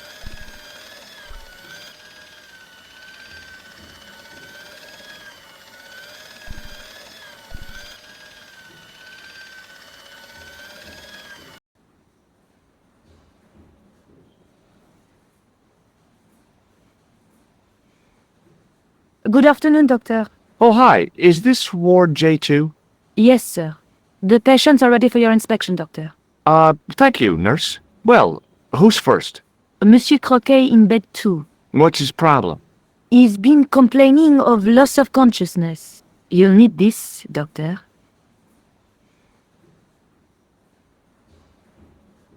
She gave me a long, narrow metal box and a stunning smile. Thanks.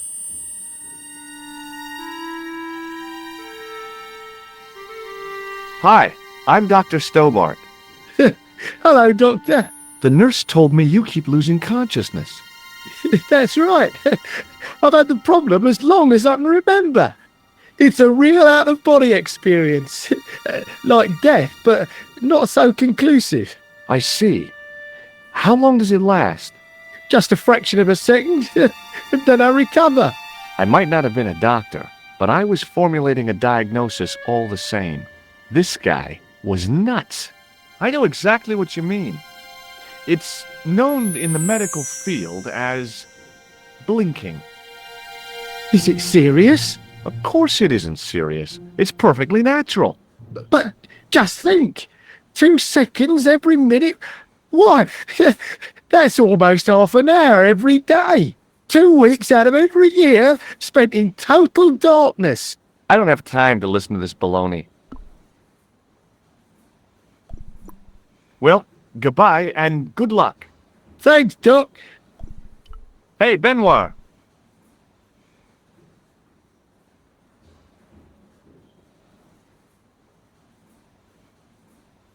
There's no need to shout. What do you want? Here, take this pressure gauge. Thank you, sir. What do you want me to do with it? Well, keep it safe until I think of something. Follow me, Benoit.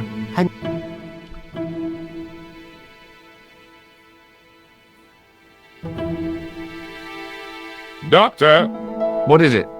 you haven't taken my blood pressure.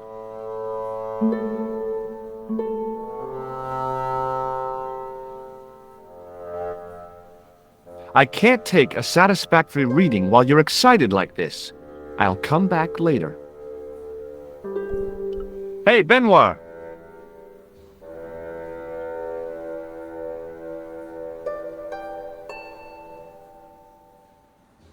Yes, sir. Are you ready with that pressure gauge? Primed and ready to pump, sir. What do you want me to do with it? Use it on Eric Saltmarsh. Okay.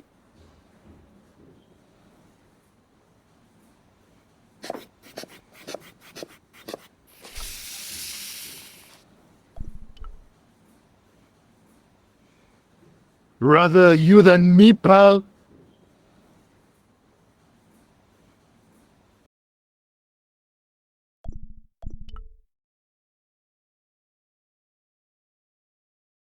Marquet? Yes. I'm Marquet. I've been expecting you. You have? Well, what are you waiting for? Get it over with. I just want to know what I should do with the gem. The Lamar gem. Yeah, right here in my pocket. I thought you were one of the assassin. Not me. I never inhaled.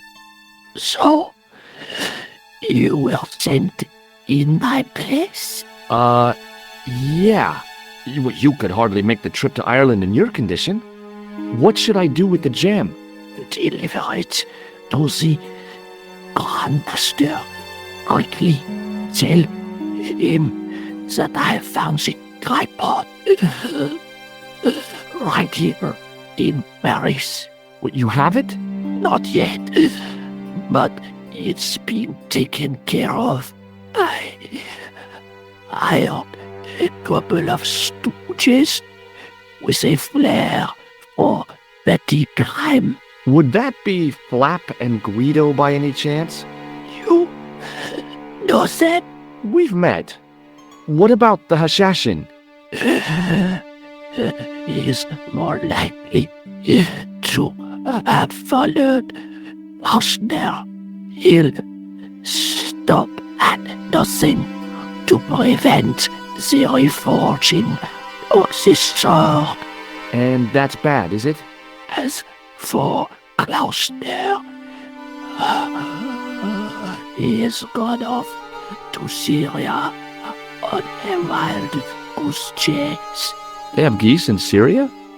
He has a theory about the location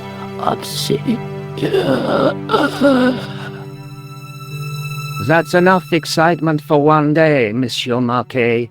What are you doing here? Talking to this patient, of course. Monsieur Marquet is my patient. If Herr Hagenmeyer was to hear that... Okay, I'm going. I'd learned all I could from Marquet anyhow.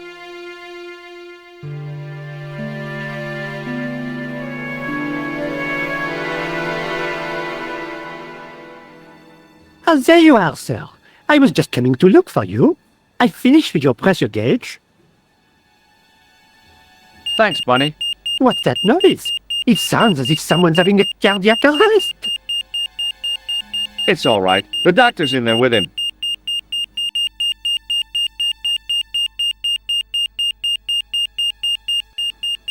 Are you sure he was a doctor? Oui, monsieur. He showed me his ID. It was Dr. Braille. There's no Dr. Braille working here. He's an imposter! The door's locked.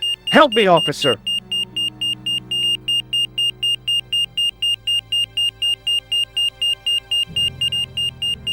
Stand back, monsieur.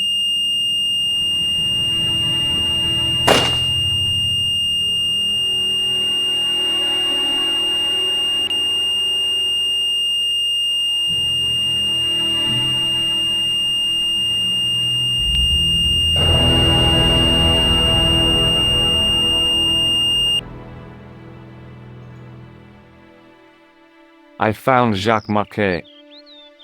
Did he talk? Yeah, he talked. For the very last time. He's dead. Yeah, killed in cold blood by a bogus doctor. That's despicable. What kind of guy would pass himself off as a doctor and take advantage of a dying man? Was it Count? No, I don't know who he was, but it certainly wasn't Khan. He got away, out the window. I guess I'd better go back and talk to that weirdo. Which one, Rousseau or Sergeant Mou? Oh, were you referring to Andre? I'll let you work it out.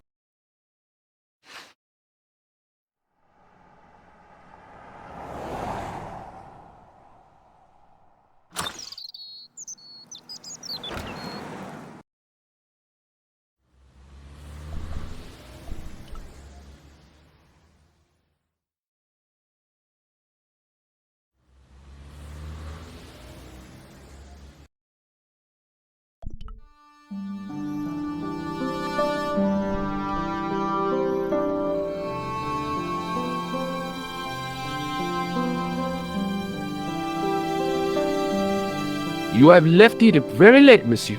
Late? For what? NSA? I am closing the museum soon. You wouldn't like to get locked in. I can tell you. Not in this gallery. Why not? It is haunted, monsieur. You don't believe in ghosts, surely. Oh, yes, I do. 7 years ago, a lad managed to hide in here.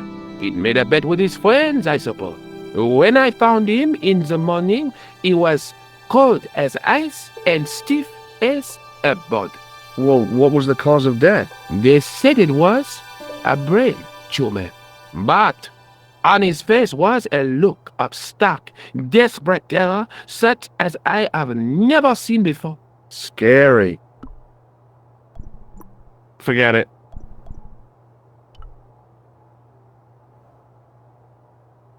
I beg your pardon. Are you Andre Lobineau? That's me. You want my autograph? No, I was told you may be able to help me. Help? My name is George Stobart. I'd like your professional opinion. Well, okay, shoot. Does the name Montfaucon mean anything to you? Sure, it was the most grisly spectacle in Paris until the Revolution. A public toilet? Montfaucon was the place of execution for many thousands. A dark temple of death, with row upon row of arches, each one framing a grim exhibit. Scores of rotting corpses swung on creaking rope, while the crows devoured their flesh. That explains the image of the hanged man. I found a reference to Montfaucon in Ireland, in a village called Lochmarn. Lochmarn? That's where Pegram was digging. That's right. He'd left the excavation before I arrived.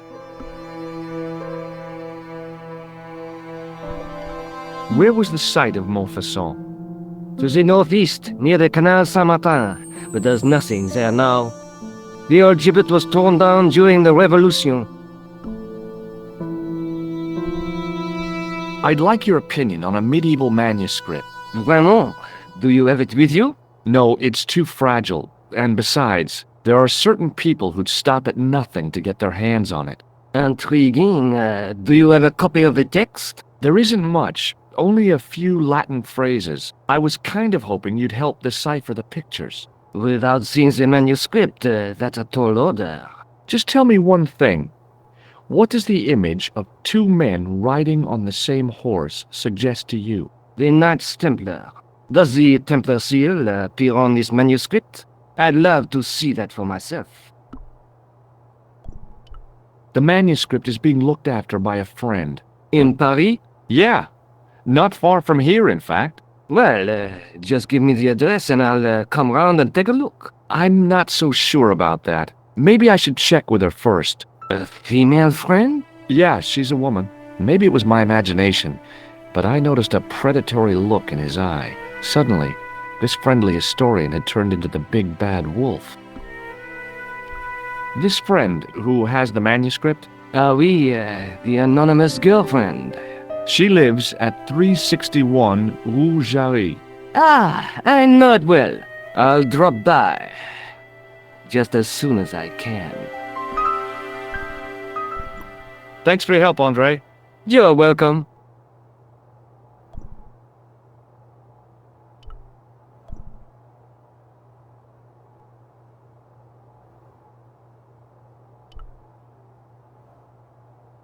The rod turned smoothly, and the window above me opened.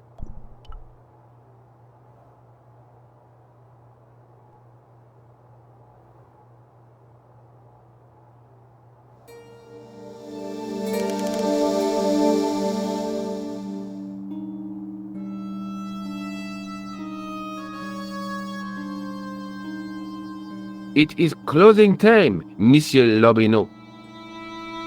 Already, there just aren't enough hours in the day. More than enough for me. I can't wait to get home and put my feet up. Eh bien, see you tomorrow. Good night, Monsieur.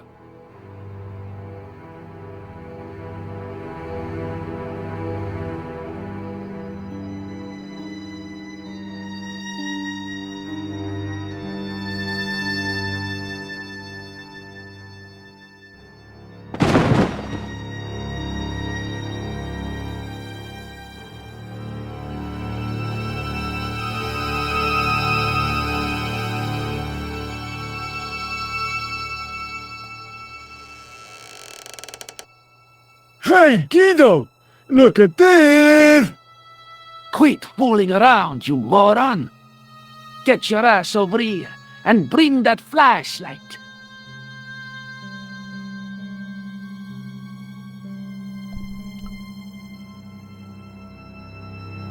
What the... Who's there? Let's get out of here!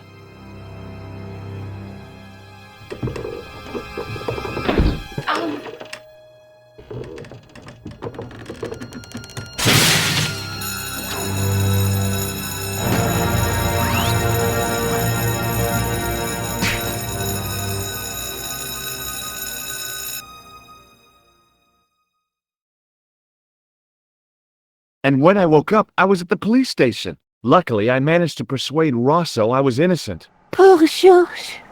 What a mess.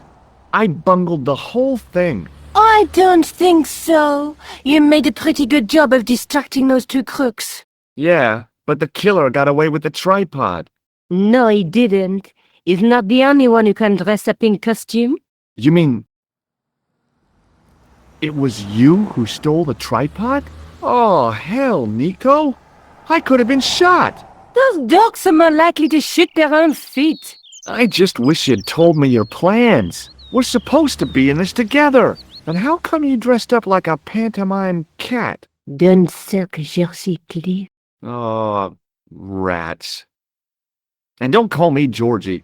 Oh, I really thought you'd be pleased. After all, we've got the tripod. Aren't you going to try putting the gem on the tripod?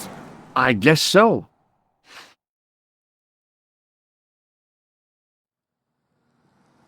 Nothing happened.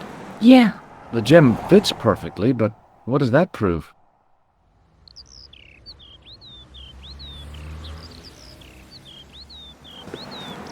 Maybe the tripod has to be in a certain location.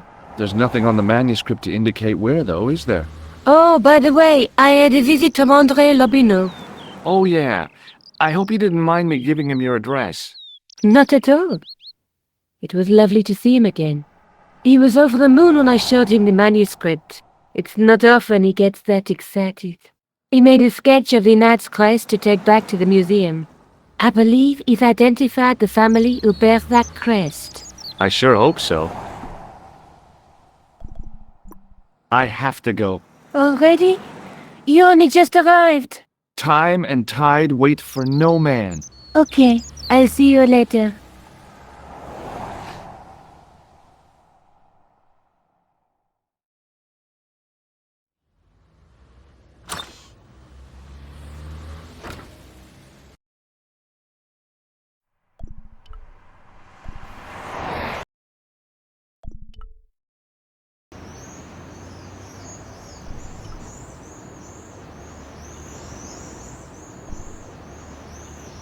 Hey, you with the balls. Oui? How did you learn to be a juggler? Juggler? What is this juggler? It's you. You juggle, that makes you a juggler. Oh, I am a jongleur. A jongler? What's that? Mon Dieu! A jongleur is an artist, a master of the contragravity aerobatic mysteries. In centuries past, the courts of the crowned heads of Europe had the jongleurs, witty, erudite men to whom the monarchs turned in their hours of need. Wait a minute, wait. Let me get this straight.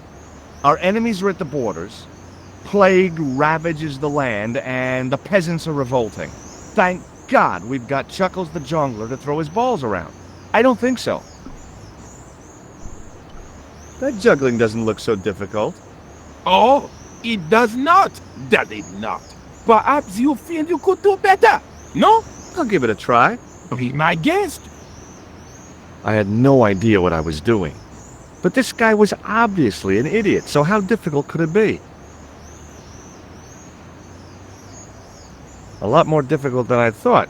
That's how difficult. Still, it was my big chance to be derided by complete strangers.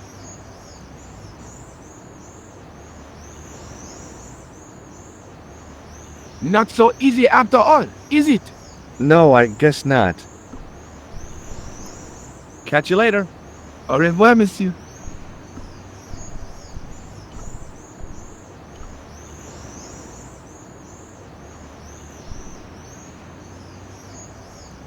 Excuse me, officer. And how may I help you? Does this red nose mean anything to you? Ah, you are a clown.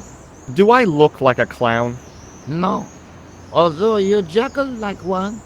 Now, if I'd known you were a clown, it would have been amusing. And not a humiliation for you. What do you mean? Who ever heard of a plainclothes clown? He had a point. So you're saying that if I juggle badly with a red nose, I'd be the king of comedy. But if I juggle badly without it... You look like a pathetic loon. Oui, monsieur, you had it.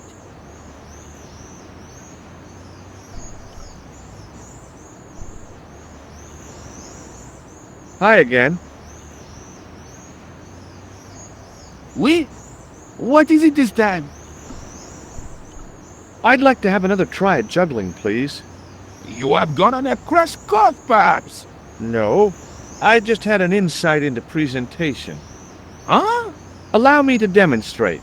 The balls, please. If you insist on completing your humiliation, monsieur. Okay, now for my secret weapon.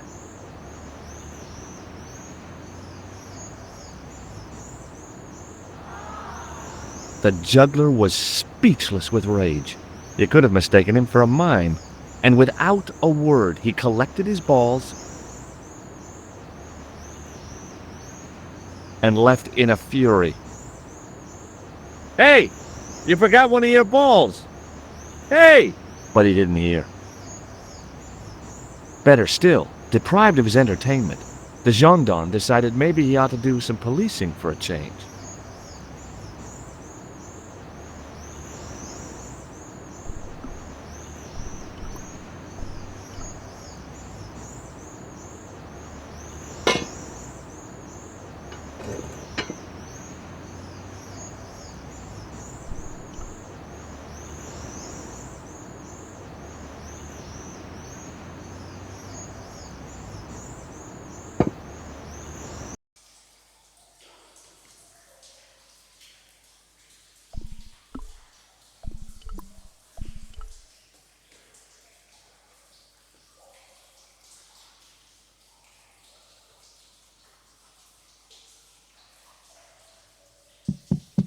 Hey!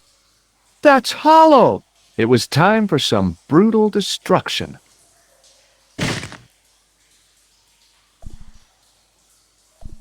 Close up, I could see the plaster was thinner where I'd broken through, and behind it were some cogs and a lever.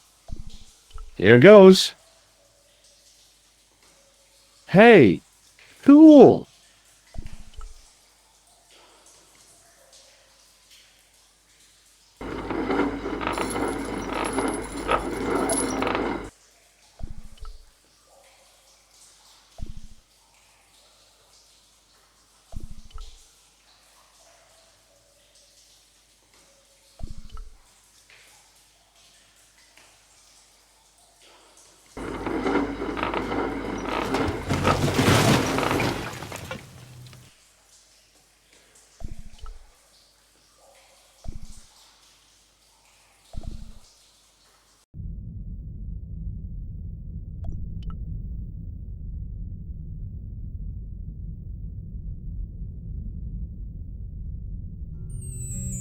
In the beginning was the end. An end wrought by our enemies began our darkness. In the end will be a beginning. An end to our enemies heralds our new day. Report. The military establishments are in flux. The end of the Cold War has left them with no clear goal and as obvious targets for budgetary cuts. We have successfully promoted a sense of betrayal in the upper echelons. They feel that the politicians have cast them adrift. The pattern is emerging. Our time is now. Good. Mademoiselle? Governments are giving the corporations more respect than their own citizens. A groundswell of dissatisfaction and dissidence is growing. The corporations are becoming too large and complex for their own executives to control them.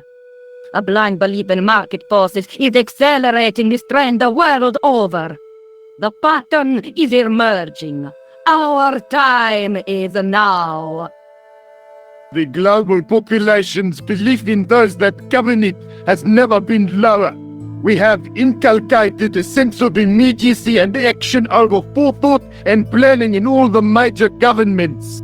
They are acting on hasty decisions that cannot be completed or revoked without appearing foolish. The pattern is emerging. Our time is now. Excellent. The tired old governments are dying a slow death from their own incompetence and our machinations. The millennium is almost upon us, and everything is in place for the rise of our new order. Almost.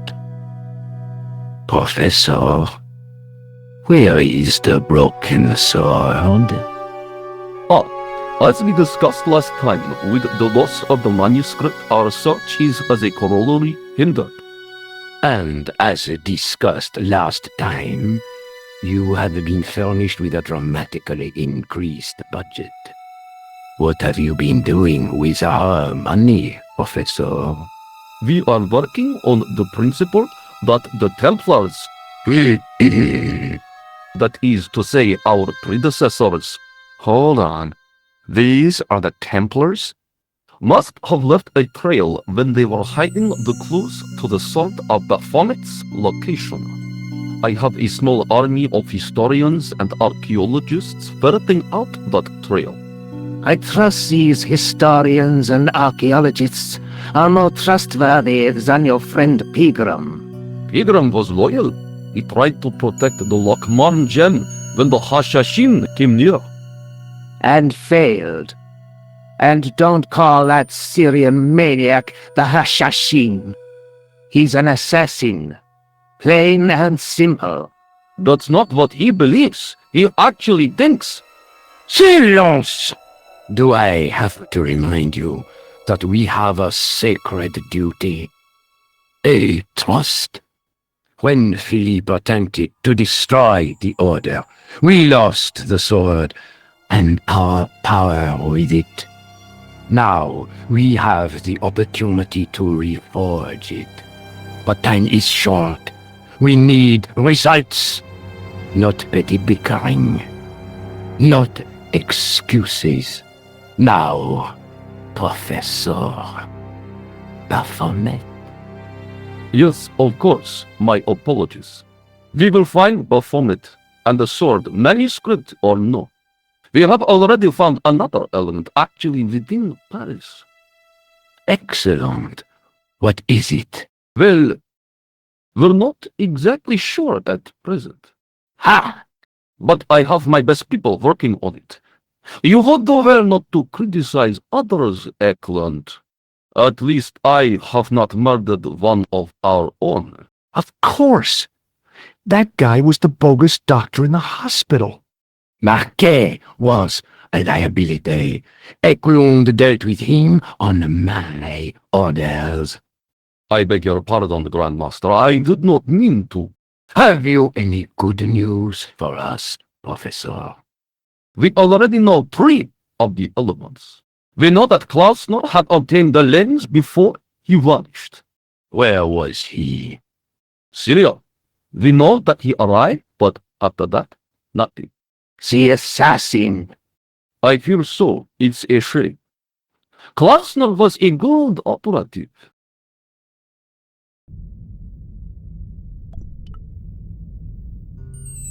This will be our last meeting in person until we locate the Sword of Baphomet. I hope that I don't need to emphasize the importance of finding it.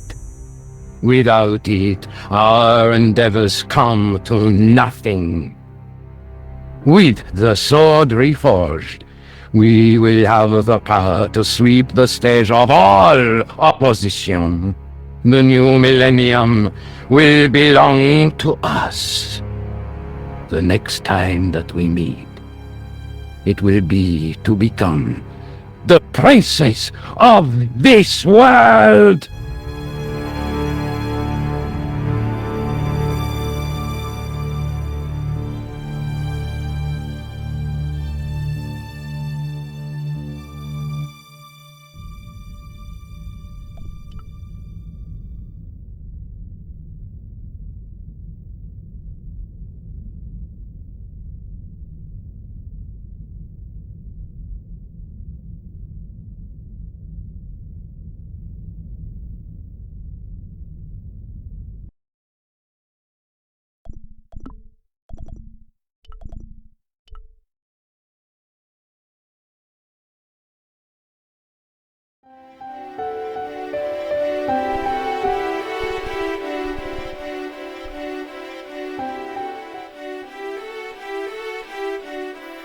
The light, falling from above, struck the gem and scattered in 5 neat rays, and each ray picked out a letter. Starting from the seal, I could read M-A-R-I-B. Marib. Now all I had to do was figure out what the heck that meant.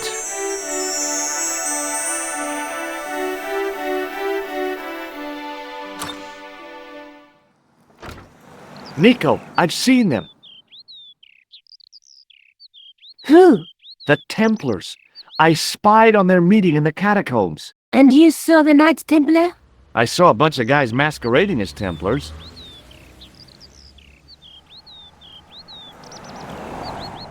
They're after something called the Sword of Baphomet. The bogus doctor was there, the guy who killed Marquet. The manuscript is the key, just as we thought.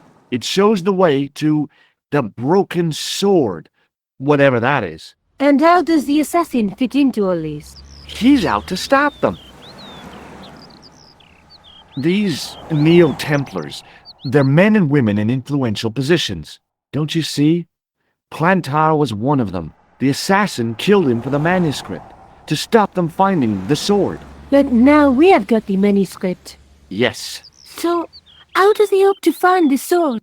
I don't know. They said something about a lens and a guy called Klausner who's gone to Syria, but they didn't seem to realize the significance of the very site of their meeting. You see, after they'd gone, I discovered a stone pedestal and a carved inscription.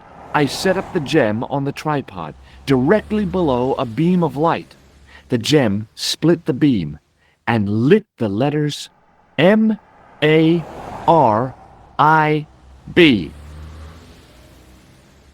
Marib is a village in Syria. Then the Neo-Templars are ahead of us. Klausner beat me to it. You're not thinking of going there yourself, are you? Why not? These guys are crazy and dangerous. That reminds me, you should leave the gem here. Okay, what about the tripod? I'll send it back to Andre, anonymously. Do you think I should go to Marib? Syria is a long way, Georges.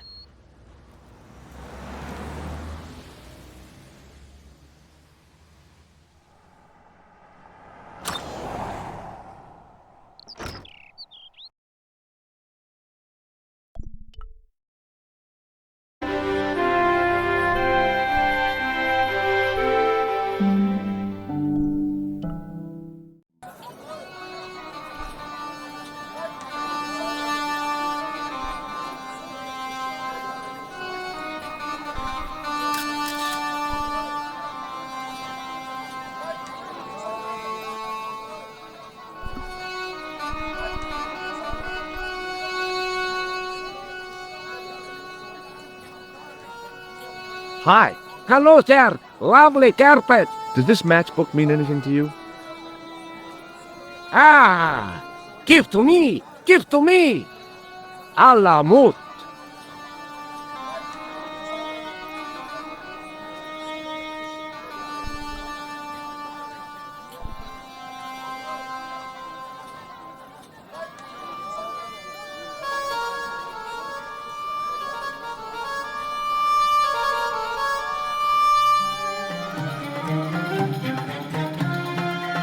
Many beneficent greetings, my most fortunate possible friend. Huh? Do I know you, mister?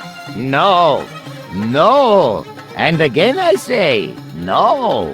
But, my friend, do you not see our mutual good fortune in this meeting? How frank do you want me to be?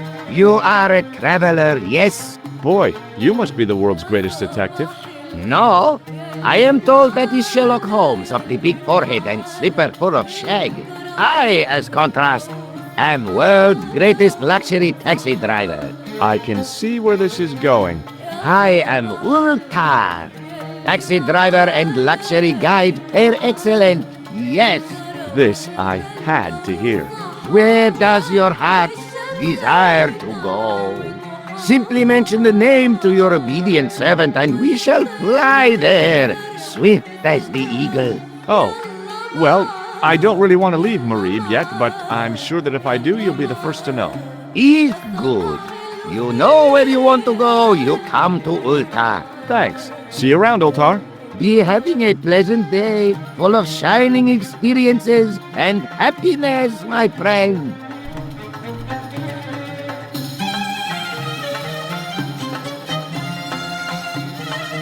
Damn, the door's locked.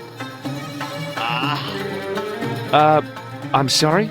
Did you say something? He say you not to go in toilet. Read sign, matey.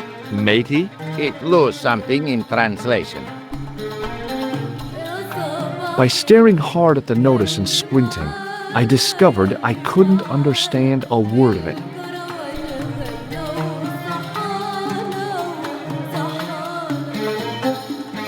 Hello again, Ultar.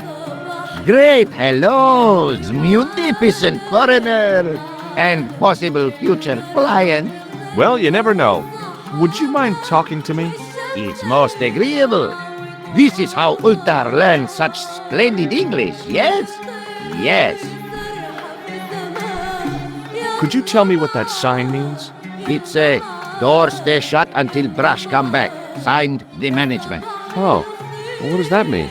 Manager buy lovely new toilet brush, leaves it by wash basin for 10 minutes, come back, it been stolen.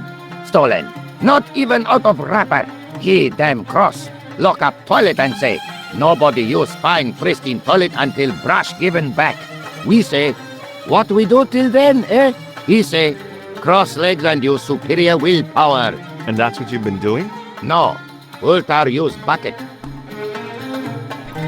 See you around, Ultar. Fare you most splendid, good sir.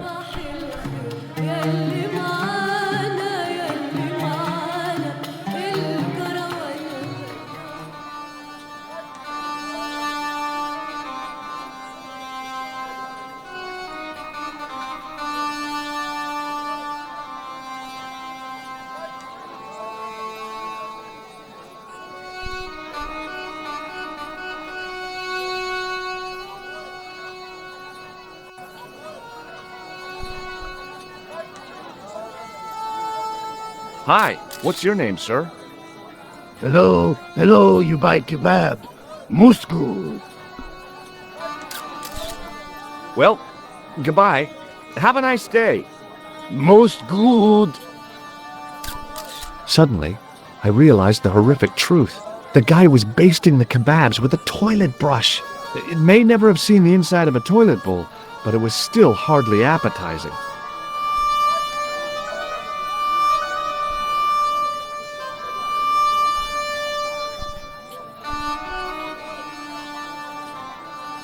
Hey there, young fella. Speak you the English? Speak you the Anglais? Parlez-vous anglais? Yes, si, and indeed oui, and rather better than you by the sound of it. My name is Nijo. Welcome to my grand emporium of quality merchandise. Who's the guy selling the kebabs? Oh, that's Arto. A miserable blighter to be sure, sir. He doesn't seem very happy. He never is. Day in, day out, a face like a wet Wednesday. Whatever one of those is. Does he speak any English? Not cogently, no. Look, this is going to sound a bit strange, but I need Arto's brush. What? The brush he bastes the kebabs with? Yes. Let me find some dirty postcards for you instead. Nijo, this is serious. Arto stole that brush he's using from a friend, and I want to get it back.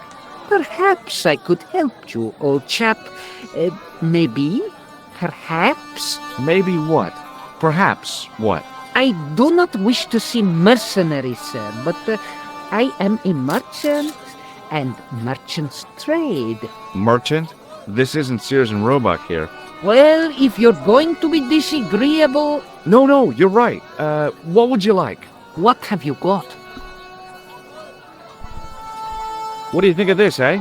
Oh, sir, what a splendid plaything. One day, when I am rich, I am going to build a world-renowned collection of brightly colored balls. Are you serious? In deadly earnest. People will come from far and wide to see my... Yes? ...collection. The Rockefellers and the Gettys can keep their hoards of so-called fine art. But answer me this. What good is a Picasso, I ask you, if you cannot bounce it off a wall? You may have a point. Sir, for such a marvelous thing, I would gladly help you. I thought merchants were supposed to be wily and never reveal what they really want. What I say to mercantile greed? I have the soul of the estate, and I desire that red bouncy thing beyond reason. Do you understand? Not really. If I give you the... I've already told you. I'll help you if you give me the ball. What's it to be? All right, here you go. People say bad things about Americans, but you're okay in my book. What people? What bad things? Never mind that now. Remember the brush? Right, yes, the brush. All you have to do with Arto is be polite. It lightens his day, makes it all worthwhile for him again. How can I be polite to the guy when I can't speak a word of Syrian? Arabic. That's what I meant. Simply memorize this phrase. Il-ach il-kalb. Il-akal-kalb. Close enough. Now, go over to Arto and deliver those honeyed words even unto his delicate ear. He won't be able to do enough for you. Really? Really. So long, Nijo. Toodle pip, sir.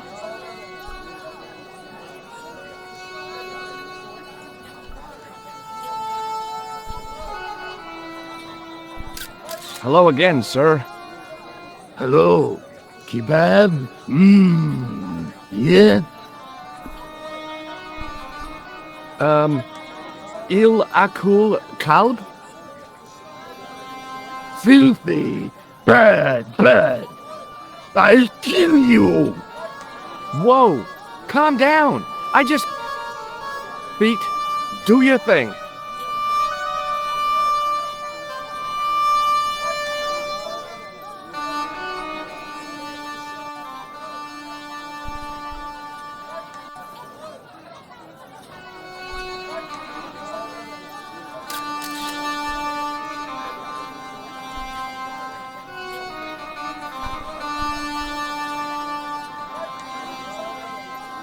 Hi, Nijo. What the heck did you tell me to tell him? Patience, sir. Patience? Patience? I've been chased by a homicidal kebab seller, and you expect me to be patient? But consider, sir, while you were running from the irate Arto wasn't using the brush. Hold on. Are you telling me that I've been used as a diversionary tactic? Your brush, sir. I can't believe that you put me on that kebab seller's death list for a toilet brush. The ends justify the means, sir. Yeah, but I noticed it wasn't your butt that was on the line, though. They also serve who only stand and wait, sir. Oh, spare me. Oh, it's okay. Nothing.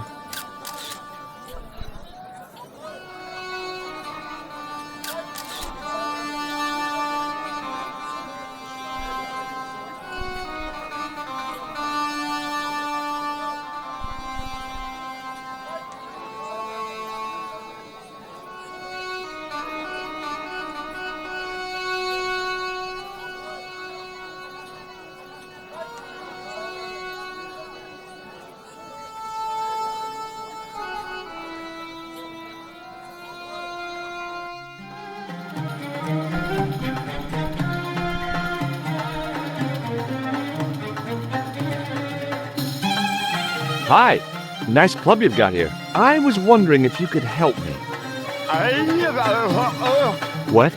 I mean, I beg your pardon? I'm sorry, but I don't understand. No surprise there, alrighty. He says sorry, but he not speak English. But he didn't say anything. He not have tongue. No tongue? What happened?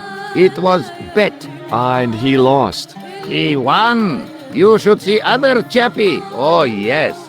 Here's your brush, sir. It wasn't easy getting it back.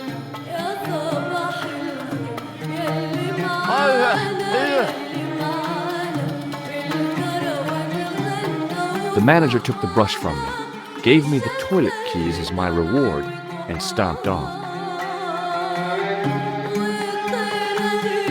What was all that about? Manager, he say, bah, look at state of this. Need much cleaning in detergent before go around my you bend. He said all that? Body language account for much, you know. Oh, yes, indeedy.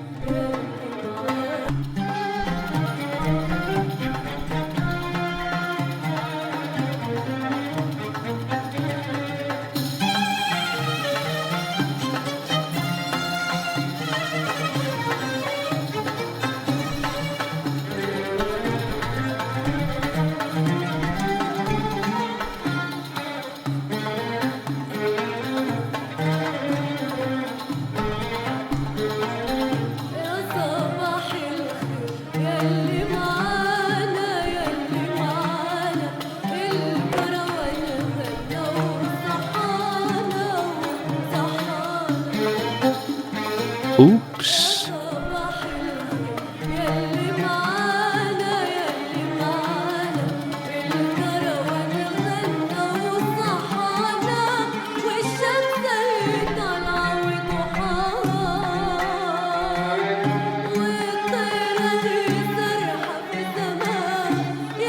Hello again, Ultar.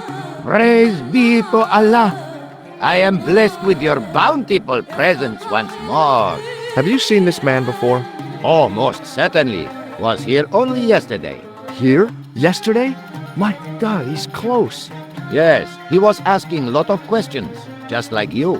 What did he ask about? He asked about American called Stoby. Stobart? Yes, Stobart. You know him. The killer knew my name. What else did he ask about?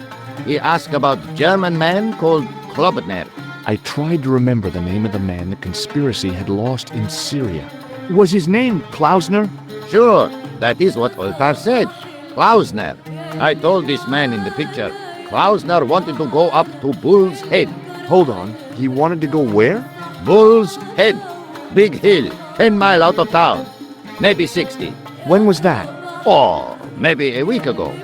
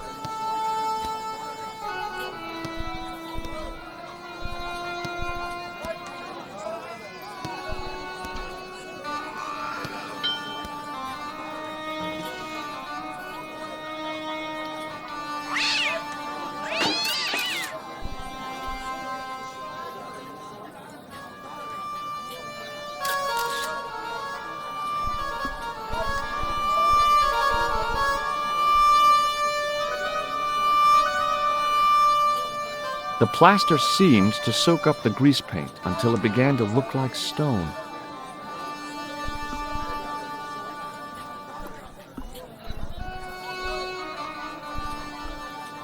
Hi, I was wondering whether you could help me. Why, sure, son. Always got time for a fellow American. The name's Henderson. Dwayne Henderson. Pleased to meet you, Mr. Henderson. Hell, boy. I'm not in the office. Call me Dwayne. Oh, okay. Dwayne? My name's George Stobart. What do you think of this? Good gravy. Looks old. Yeah, I had to turn this town upside down. Boy, your luck's better than ours. Looks Roman. I wouldn't know. What'll they say back home? How much do you want, George? Oh, I couldn't. It's the find of a lifetime. I mean, $50. Take it or leave it. I'll take it. Here you go. And here you go.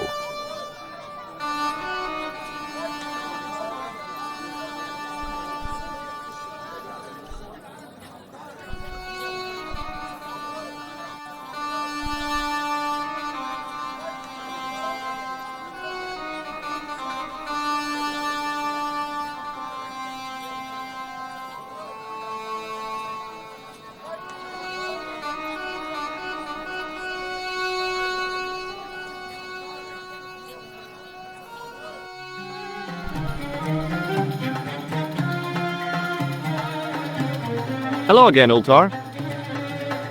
Praise be to Allah. I am blessed with your bountiful presence once more. What can you tell me about this Bull's Head Hill? It's most magnificent, lovely views. Worth visiting, yes, by indeedity. How do I get there? No. Let me guess. You need fine luxury guide to take you there in air-conditioned taxi. Woe is me. Where can I find such a guide? And Ultar is most luxurious guide for most literally some way, in any direction. Gee willikers, lucky old me. Are you desirous of my pleasant and luxuriant service? All right, let's go. First, I regret the formalities. A trip to the Bull's Head? 50 Yankee dollars, please. $50. It's a lot of money. Oh, what the hell. Here you go. Most excellent. Oh, dude. Mister, we make with haste. Ah, okay. I'll be along in a minute.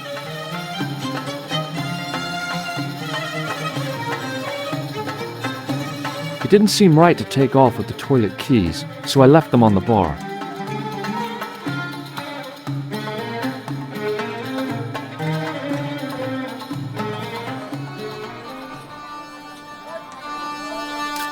Hello again, Ultar.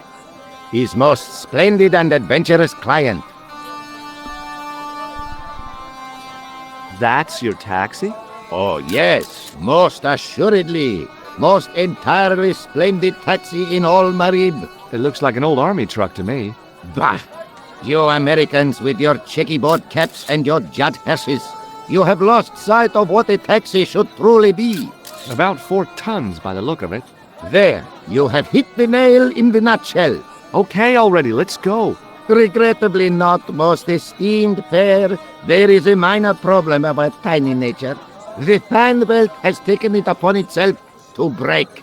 So, what are you gonna do? What can I do? I must wait for a ride to the garage for a replacement. How long is that gonna take? 1 day, maybe 6. I can't wait that long, we gotta get moving. But how, my friend? I'll think of something. Is this any use to you? My friend, the very thing, yes.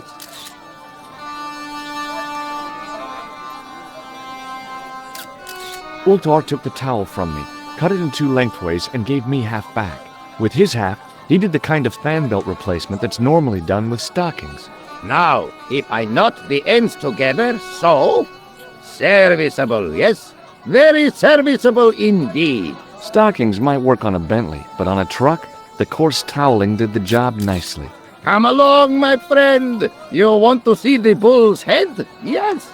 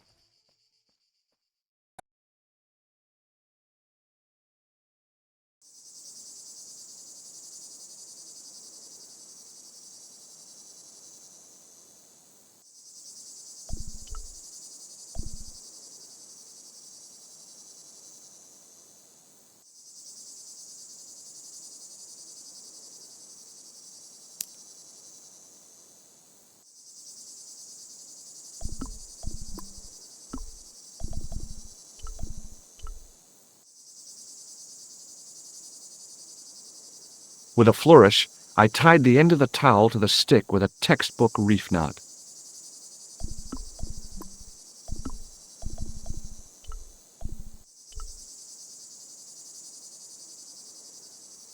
I could see that crack would make a good anchor point.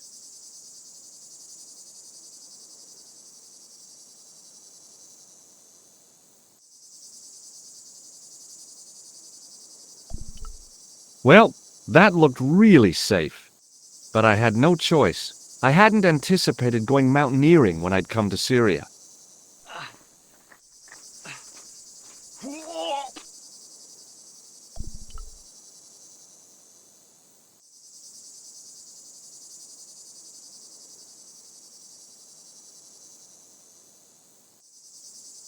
I didn't like the idea of putting my hand in there. But there was something in there. A metal ring, as wide as my hand. I took a firm hold of the ring and pulled. Whoa there!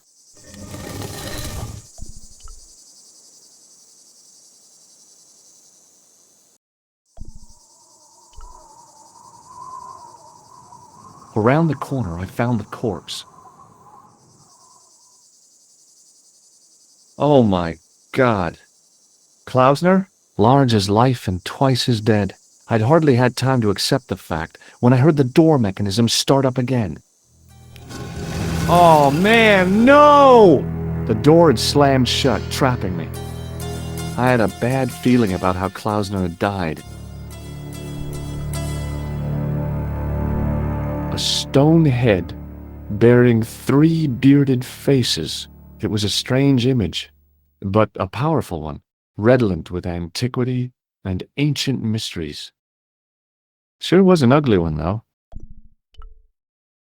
Okay, all right. I've done more fun things in my life than searching a corpse, but as my life expectancy wasn't great, I figured I should try every new challenge that came my way. Hey, what's this? I'd found some kind of lens, a very old lens made from a very hard glass. That settled it. The knight on the manuscript had been holding a lens the whole time, not a crystal ball.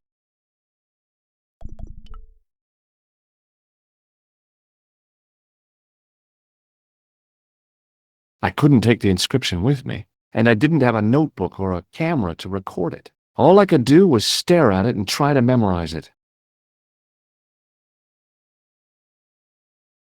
In accidenta cita est, in ora mundi. Okay. That would have to do. The mount's opening. It must be Ultar. My God. If he comes in, we'll both be trapped. Ultar! Don't come in! It's a trap! Stay where you are! You! Hello, Mr. Stobart. We meet in the most unusual places. Please, do not make any sudden moves. I have no desire to maim you. Did you say maim? I did. Dead men tell no tales, as you say. And I want to hear everything that you have to tell me. And what if I don't want to talk? Then I shall, most regrettably, have to kill you. Rest assured, however, that I am an excellent shot you would not suffer. Oh, that's good. Believe me, I'm really assured. It is rather dark in here. I think we should conduct our business outside. Why should I make myself an easier target? If I fire at you, Mr. Stobart, I shall hit you even in here. But, unfortunately, my marksmanship will suffer. It could be the difference between hitting you in the leg or the groin. Boy, it sure is hot in here. No sudden moves, Mr. Stobart.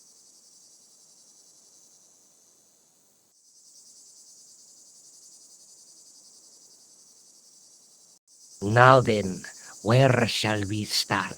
How about being bosom buddies and you putting that gun away? Klausner, do you know where he is? Yep, he's dead. Just around the corner of the cave. You want to look? I'll take your word for it. How did he die? Starvation or dehydration by the look of it. He was caught in this trap you were shouting about. Yes, I suspected as much. The Templars were not ones to give away their secrets lightly. Was he carrying anything of importance? Yeah, he was carrying some sort of lens. I've got it with me. Give it to me. I don't think so. Don't be a fool, Mr. Stobart. If I give it to you, what's to stop you killing me? What is to stop me killing you anyway? You might hit the lens. Not if I shoot you in the head. When I fall, the lens might get broken. Yes. You plead convincingly, Mr. Stobart. Perhaps you will live to see another day. Perhaps.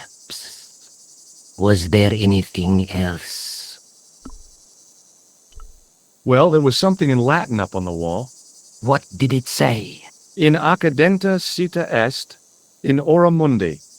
Ah, the words of Caesar. Yes, that makes sense. Well, I know that roughly it means to the west, to the edge of the world. But what the heck is that about? It tells me where the sword of Baphomet lies. Mr. Stobart, I am sure that you are just what you appear to be. A gifted amateur. Thanks, I think. But I can no longer tolerate your interference. There is far more at stake than you realize. I cannot risk you inadvertently helping my enemies. So what are you gonna do? I regret that we must end this here and now. What exactly do you mean? I am a professional. You will feel no pain. Oh, man. You're gonna kill me? Your only choice now is whether you die like a man or like a dog. Okay, you're the boss. I'll take my medicine. You are an honorable man, Mr. Stobart. A rare breed. I should like to shake your hand. Yeah. Well, what the heck? It was a long way down. Below, I could see Ultar's truck.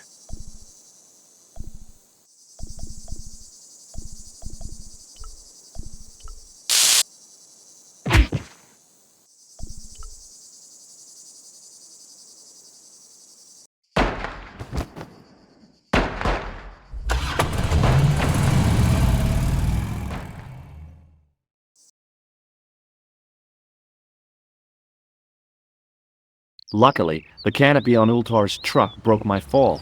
Thank goodness for that. The worst part of the experience was Ultar's driving. What about the lens? Is it still in one piece? Oh yeah. Well, it's good to see you again, George. Really? Well, I have to say, I'd have enjoyed Syria a lot more if you'd been there. I wouldn't have been much help. Anyway, you did just fine on your own. I'll be back as soon as I can. Okay.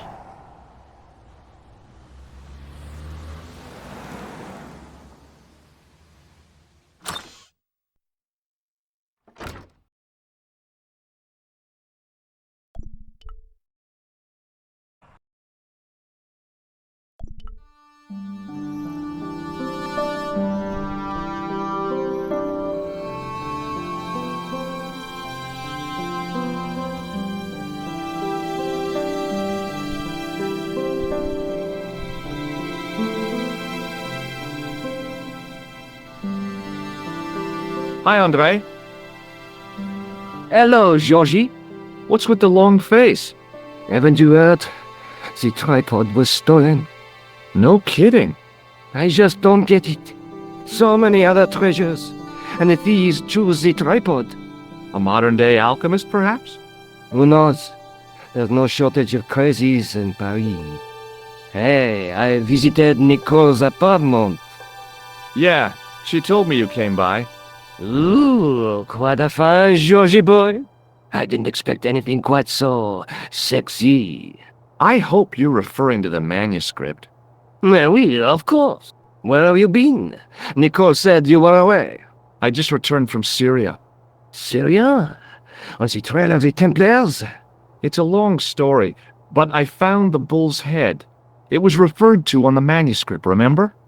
Yes, what is it? A secret cave built into a high cliff face.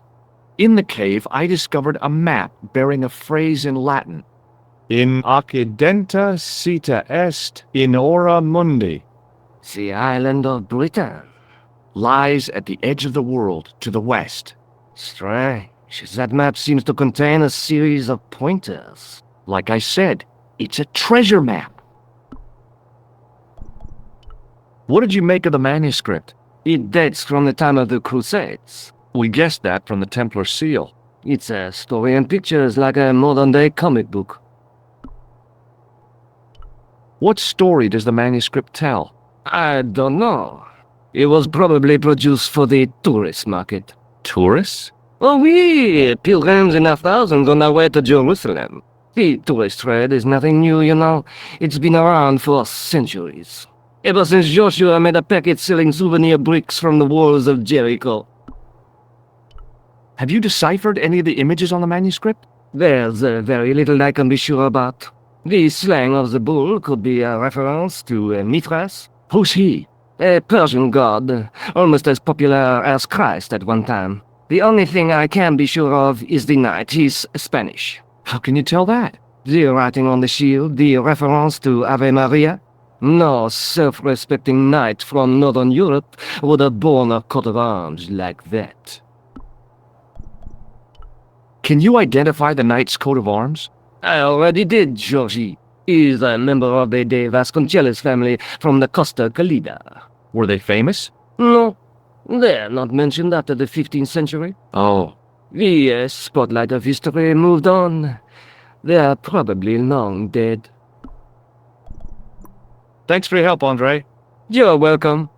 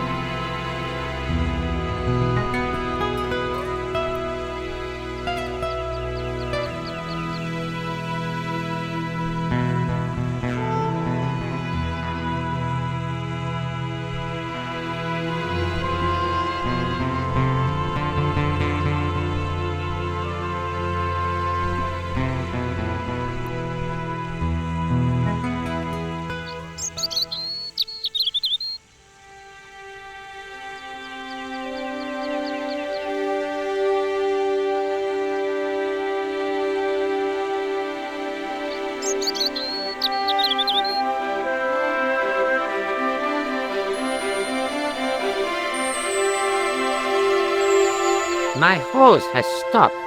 Yeah? See, my horse never stops. Well, I'm sorry to hear it. It's always sad when an old tradition comes to an end. Did you have anything to do with it? See, you. Well, I'm shocked. I'm mortified. How could you think such a thing? Very easily, senor. Very easily. I'm going to find out why my horse has stopped. And that means going into the house. You are not, absolutely not, to go in the house. If you do go in the house, I will set the dogs on you.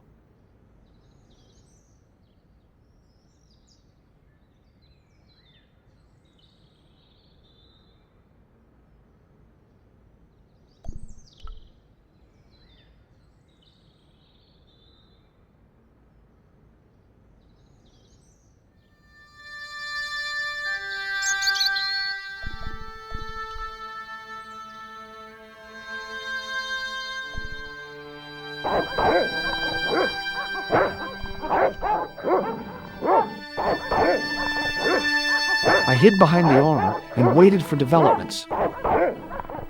Hey, you. I know you are there, American. All right, you dogs, I'm coming.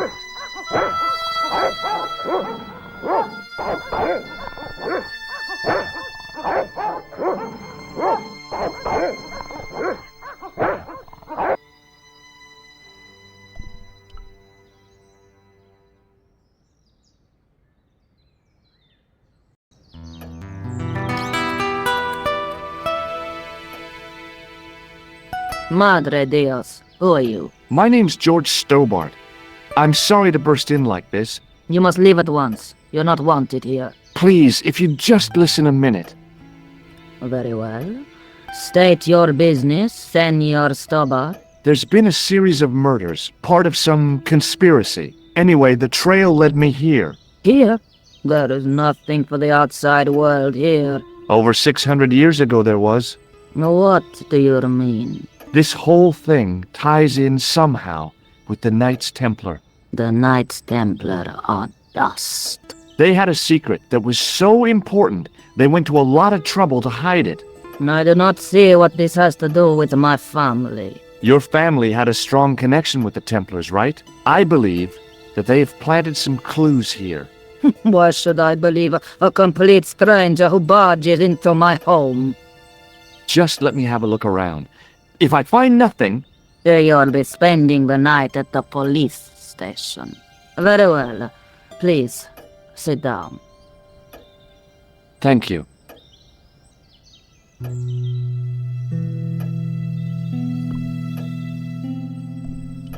I know your family is involved with the Templars, but I don't know how.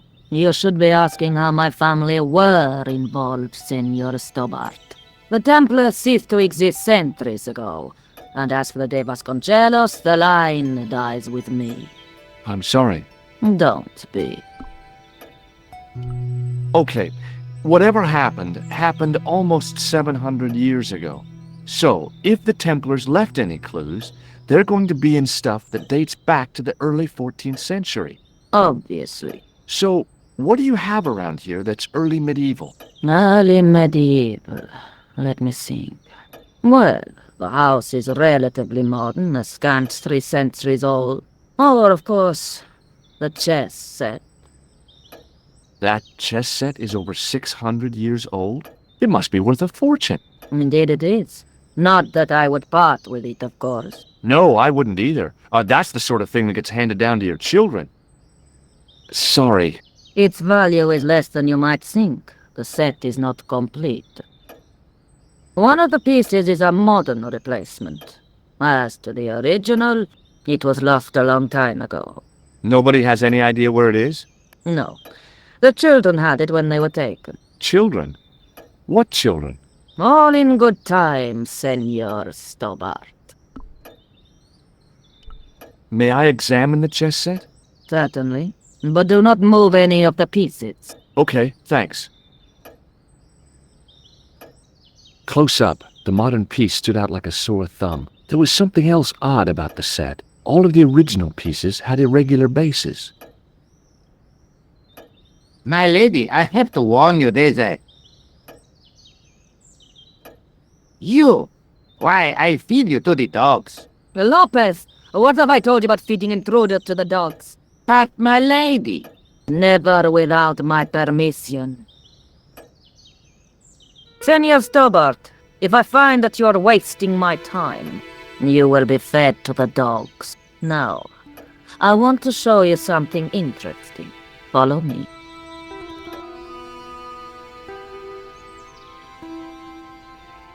Lopez, unlock the door, por favor. This is the only remaining structure on the estate contemporary with the Templars. Nice. What is it, a summer house? A mausoleum, Senor Stobart. Oh. Come with me. Hey, senor. Yeah?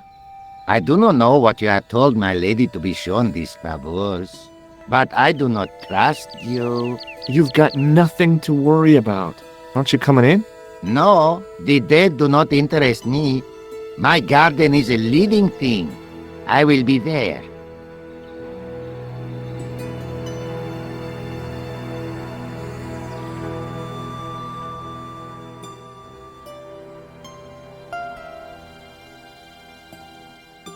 Wow, this is old.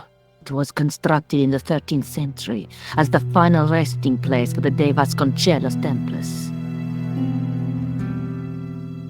It's well maintained.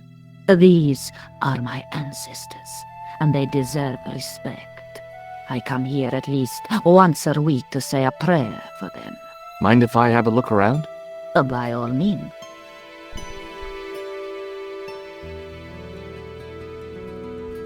On removing the Bible, I found a pattern on the lectern top. Hey! It's a checkerboard! Close up, I could see that the pattern was made up of glass squares over a checkerboard pattern. Some of the squares had little jagged holes in the middle. May I ask you something? You may ask. What's the story with the glass chessboard? Glass chessboard. Oh, the pattern on the lectern, purely decorative, I'm sure. There are pieces of glass missing from it. Oh, it has been like that since I was a girl. The gaps in the glass chessboard look awfully deliberate. No, it is ridiculous. What possible significance can it have? It's part of a chessboard, and the gaps are for... Senor Stobart. You cannot mean... This place was built for the Templars. Your chess set is as old as the Templars. It's kind of suggestive, isn't it? I think this must be it. This is what the manuscript is pointing to. This is extraordinary.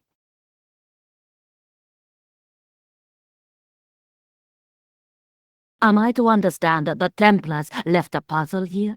And in all of this time we failed to realize that there was a puzzle? It was wonderful to watch the Countess change before my eyes. Right. Well, no time for wallowing in self-pity, eh, Senor Stobart? This mystery has had a good long run, but it ends here and now. All those years of fatalism were falling away from her. Lopez! Lopez! Put that hoe down and listen! Go to the house and get my chess set. Yes! The old chess set! Oh, damn the game! Now, hurry!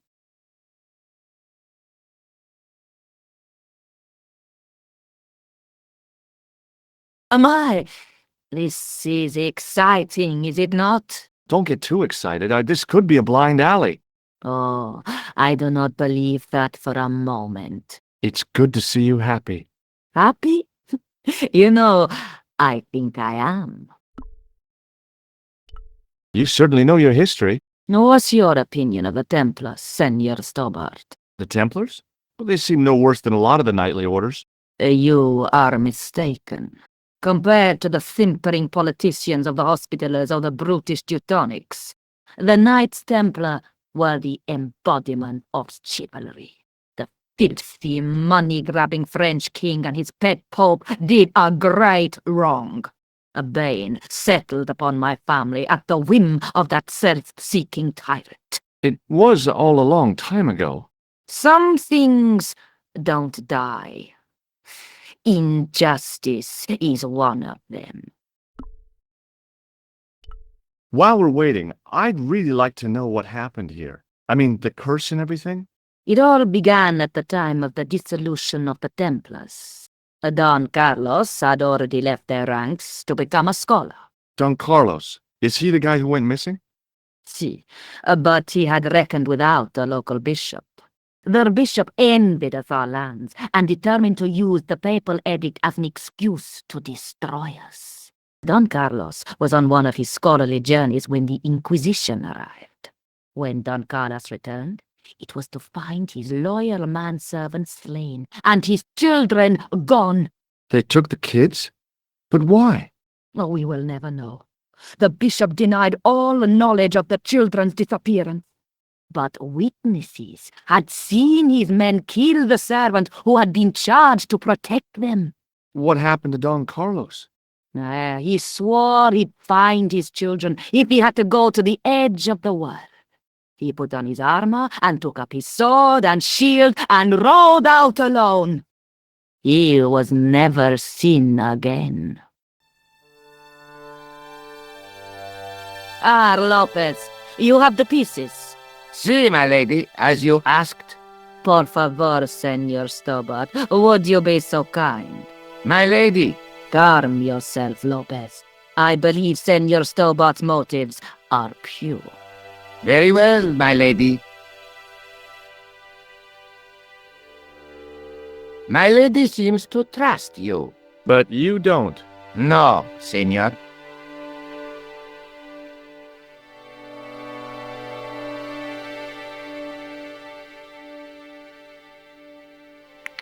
It fits, Senor Stobart. It fits. Working quickly, I found which pieces went into which holes.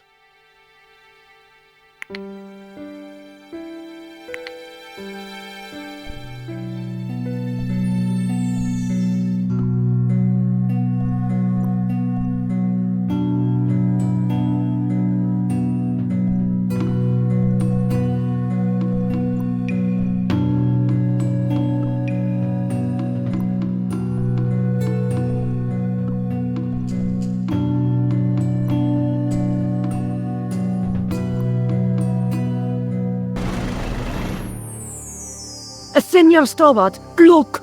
What is that? It's not the Holy Grail, is it? No, Senor Stobart. It is the communion chalice of the De Vasconcelos, missing for almost 700 years. Wow! Well, go on. I cannot. I can hardly believe it is real. Go ahead. Live a little. Are you sure? This is your moment of triumph, Senor Stobart. Sure, I'm sure. The possibility of death traps only occurred to me a few days later.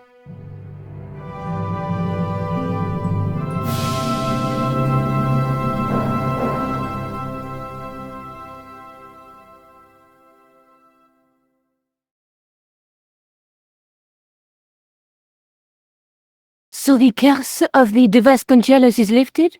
Oh no, the Countess was thrilled to find the lost chalice. But there's still the riddle of the missing knight. Well, you can forget about that now and get back to finding the Templar's secret. Actually, I promised the Countess I'd find Don Carlos. You what? I can explain everything. You have got the odds for a withered old Spanish aristocrat? The Countess entrusted me with the chalice and the quest for her ancestor's tomb. You're as crazy as she is. Haven't you got enough problems? Khan and the Templars? It's all part of the same thing. The chalice is important, I'm sure. The manuscript pointed us to the knight, and I have to find him. What then? I don't know. But when the knight and the chalice are reunited, maybe I will. I'll be back as soon as I can. Okay.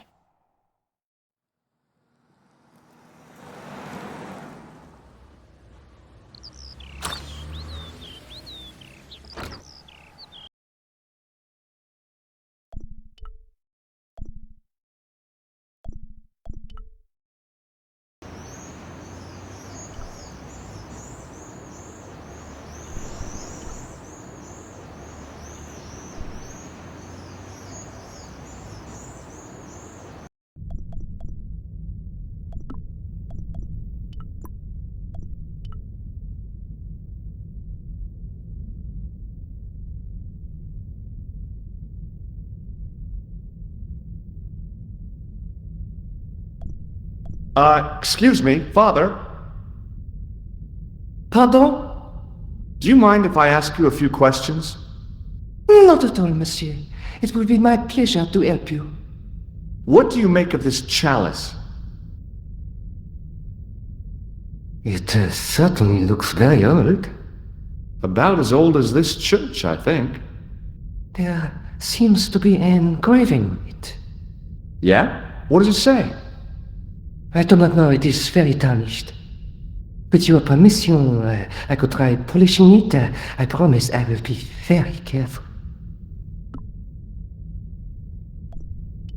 That'd be very good of you. This shouldn't take very long. Feel free to look around. Okay, thanks.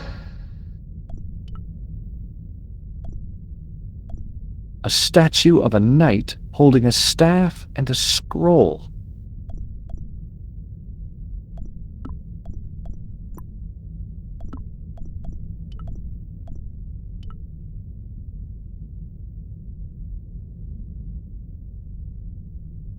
The lens fitted into the end of the scroll like a hand into a glove.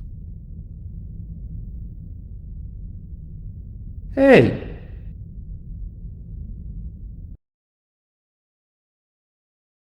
A Knight Templar burning at the stake, and a date. Let me see.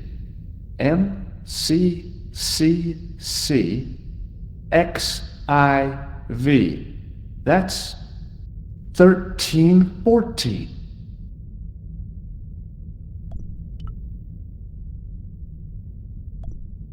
Hello again, Father. Hey, thanks. It is my pleasure, monsieur. What was the writing on the chalice? It was not writing, my mistake. It was a coat of arms. The remarkable thing is that it seems very familiar. Yeah? Oui, I think I have seen it on that wall tomb in the far corner. That winged horse is quite distinctive. Catch you later. Au revoir, monsieur.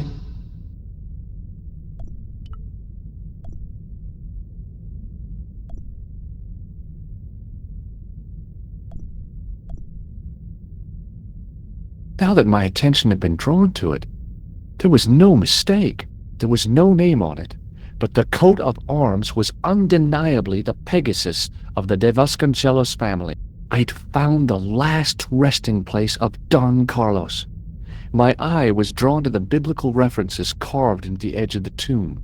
Hey, maybe these biblical references mean something. Psalms 32:7, John 4:11, Corinthians 1:4-5, and just one more, Psalms 22:21. I may not be perfect, but I've got a memory like a steel trap. The chalice had led me to these inscriptions, but it looked like a happy coincidence to me. After all, the De Vasconcelos arms were already on the manuscript. Note, I was still convinced that the chalice had some significance all of its own.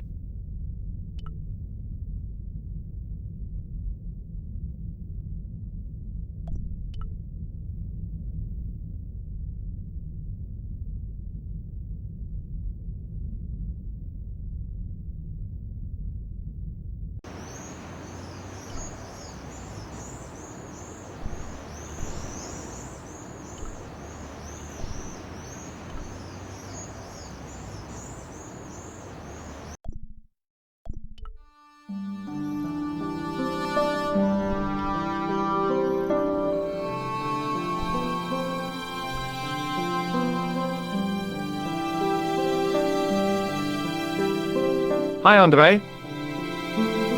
Hello, Georgie. While I was in Syria, I discovered a strange pagan statue. It was like a head with 3 bearded faces. Horrible. That sounds as if it could be Baphomet, the idol described by the Templars. The poor Knights of Christ had an idol that looked like that? Allegedly. The description of the idol came from the evidence extracted by the Inquisition. Mind you, not one statue or idol was ever found on Templar property. Until now, that is. Just last month, a statue of Baphomet was unearthed right here in Paris. Where? At the Institut Hermétique de Naval. The statue is beneath the foundations. It was discovered by some workmen while renovating the building. Can you tell me any more about the statue of Baphomet? It's a fearful image, even now, a bearded head. The base of the statue is carved with Templar symbols. One of the workmen noticed a curious stain at the base. He claimed it looked like blood. Blood? That's right. Thanks for your help, Andre. You're welcome.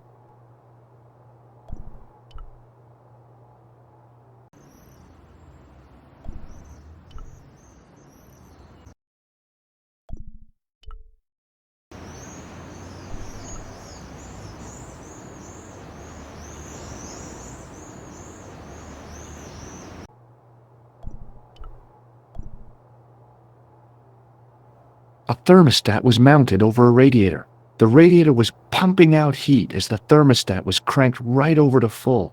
No wonder it was warm in here, even with the door open to the chill of fall.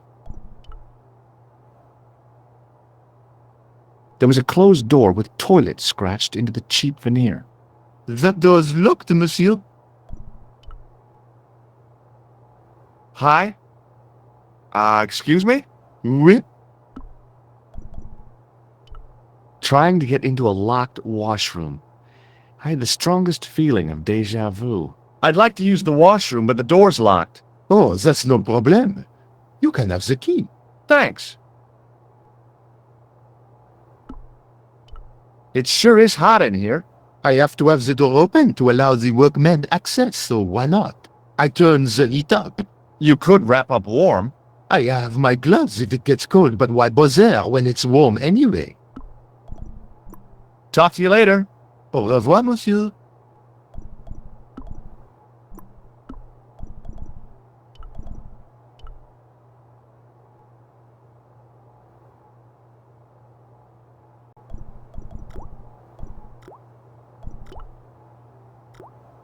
I didn't want to use...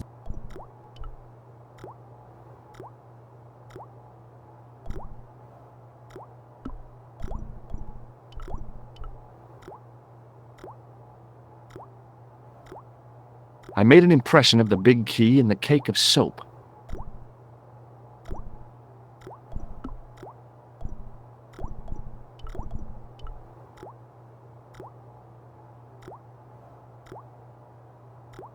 I carefully sprinkled the plaster into the soap mold I'd made of the key.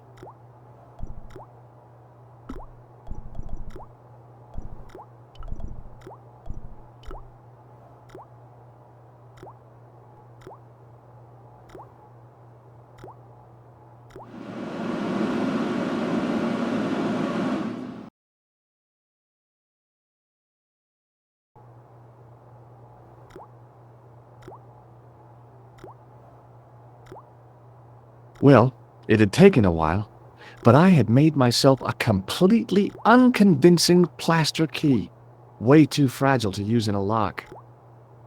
I'd have to substitute it for the real one. Trouble was, it looked like plaster and not metal. Then again, that plaster statue in Syria hadn't looked like stone until I'd been a bit artful with it. Maybe I could improve the key as well.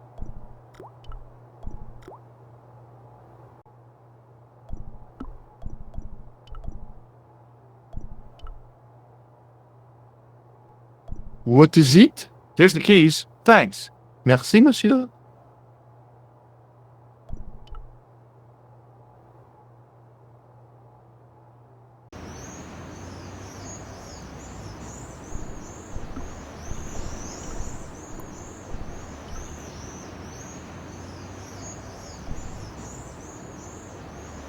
Hey, monsieur, get away from my paint pot. Okay. I should think so. Meddling with a man's paint pot. What?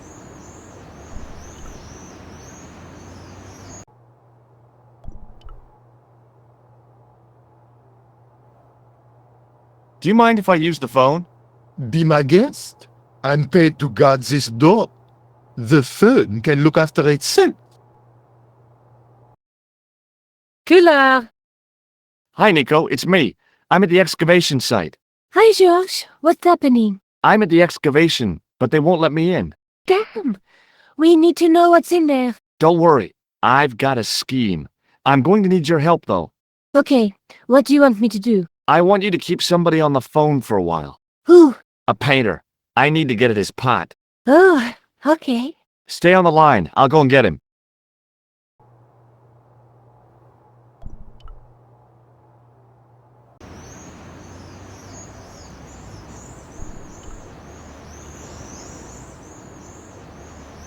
Excuse me, could you help me? What is it? I've got a few questions. You've got a phone call. For me? Are you certain? It's a woman.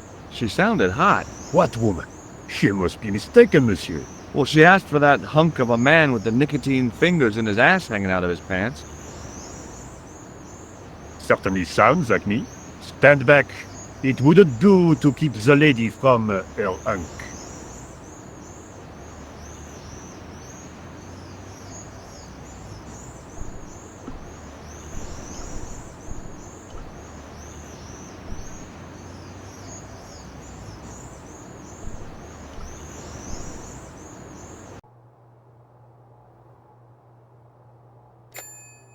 Well, monsieur, what a strange woman. She was all over me, and then suddenly, nothing but abuse. Really? What? Abuse? Ah well, I had a cigarette to finish. And monsieur, if she calls again, I am not available.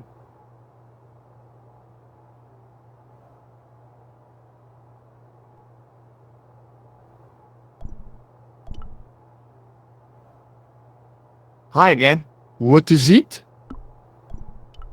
I need to use the toilet again. Again? Already? I have this problem. How technical do you want me to get? Never mind. Here's the key.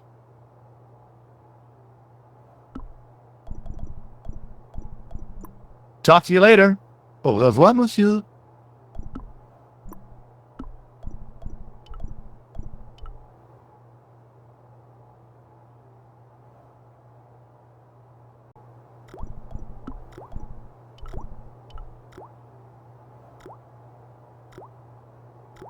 Quickly and without fuss, I swapped the fake key for the real thing.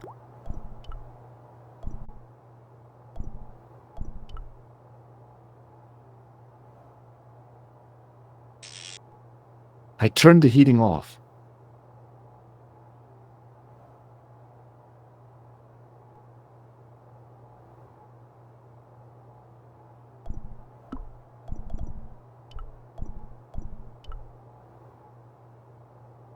What is it? I held my breath and hoped that he wouldn't notice the substitution. Here's the keys. Thanks. Merci, monsieur.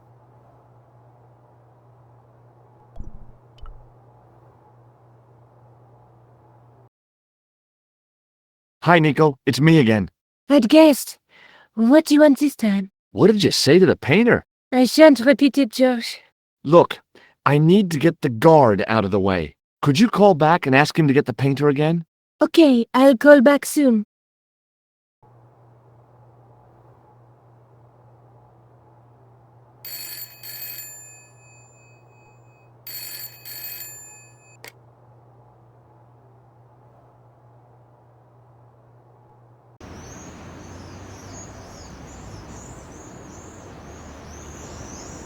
This looked like a good place to watch things develop. Hey, you! It's the phone. Yeah? Who is it? How should I know? What am I, your social secretary? It's not a chick, is it? Yes, it's a woman. Are you going to answer it? Does she have a warm, sensual voice like molten chocolate? Yes, she has a really sexy voice. Now get a move on. I'm not talking to her. I can see that. You're wasting time talking to me. No, you don't understand. I refuse to talk to her. You refuse. You refuse. I'm wasting valuable time. But don't make me laugh. Your time valuable? You just stand around all day. I have a highly responsible job. Ha! Don't! Me, you elephantine oaf! My job is important. Impossible. They would have hired somebody competent in that case. Meaning what? Instead of which they hired a dismal rent-a-cop like you. All epaulette and no brains. Why, you... This looked set to carry on for some time. It was too good an opportunity to miss.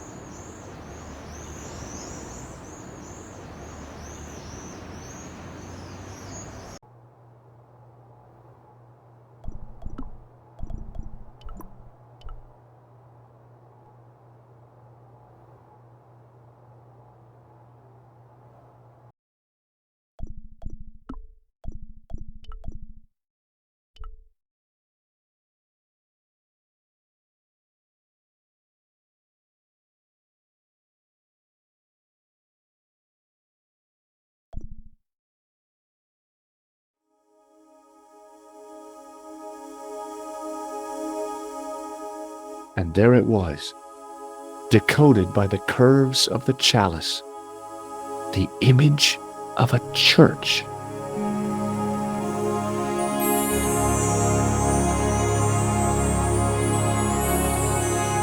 I found out what the chalice was for. You've solved the puzzle? Yeah, there was a distorted picture at the Baphomet site. When I viewed it in the polished surface of the chalice, it changed. What did it show? A picture of a church with a square tower. I guess I'd better return the chalice to the Countess. Hurry back, Georges.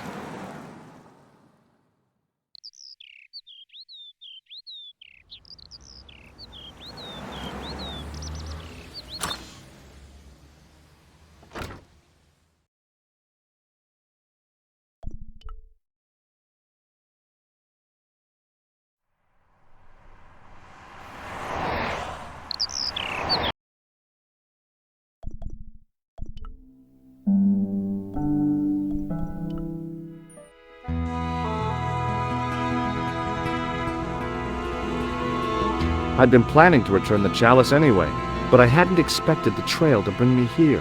The Villa de Vasconcelos was as picturesque as ever. The weather was still clear, and Lopez was still watering the damn lawn. I was beginning to suspect that he was surgically attached to that hose.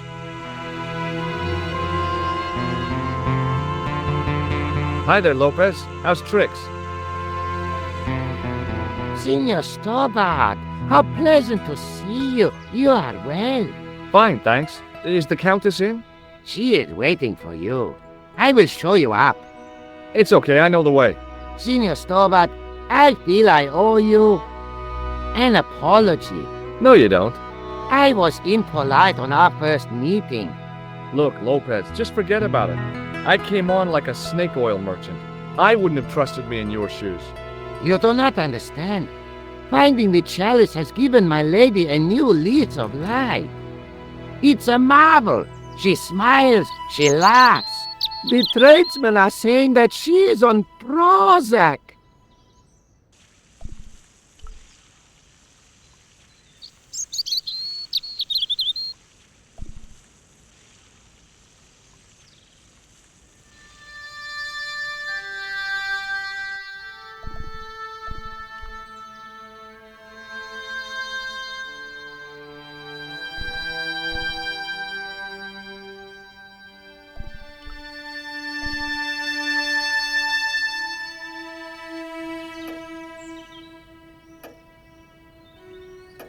Senor Stobart, oh, what a pleasure. Please, sit down. Hi, Countess. The pleasure's all mine. I brought back your chalice.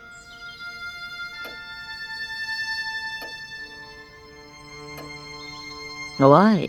You've had it cleaned. Yeah, I met an obliging priest with a soft claw. Have you resolved the Templar mystery? No, not yet. I don't even know what it is I'm after. There are many stories of the knights secreting great wealths away. Whatever. All I know is I don't want the bad guys to get it. Ah, to be young and live in a world of moral absolutes. There's something else that I discovered carved on Don Carlos's tomb. Biblical references. What are the references, Senor Stobart? Psalms 32:7, Corinthians. I am not a good enough scholar to know the Bible chapter and verse.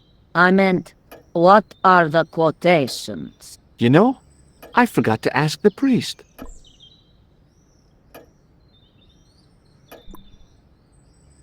I'll have a look around if that's okay. My home is your home.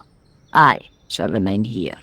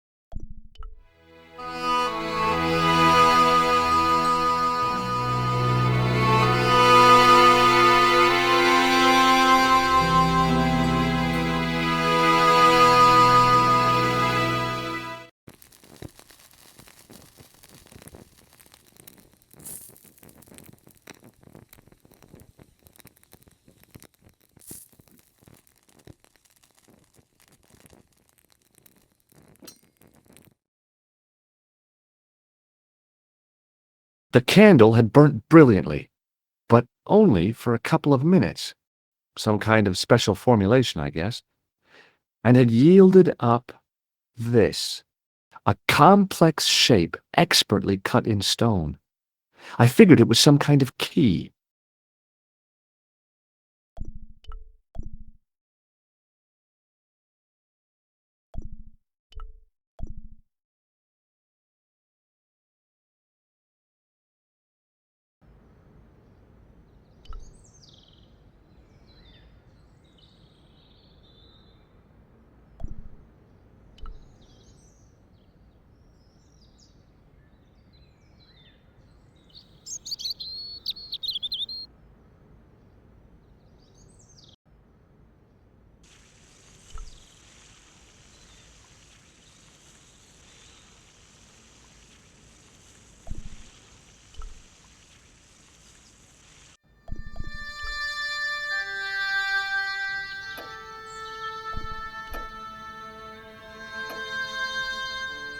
Hello again. Mind if I sit? Please, be my guest. Here's the Bible from the mausoleum.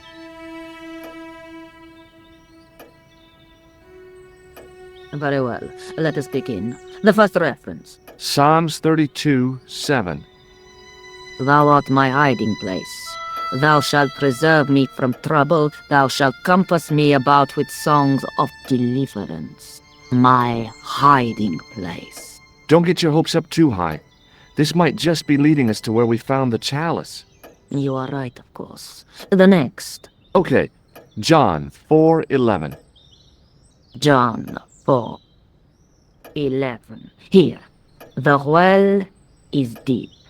The next. Quickly. Okay. Corinthians 4:5. Here it is.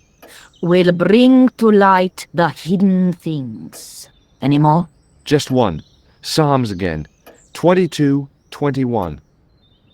Save me from the lion's mouth, for thou hast heard me from the horns of the unicorns.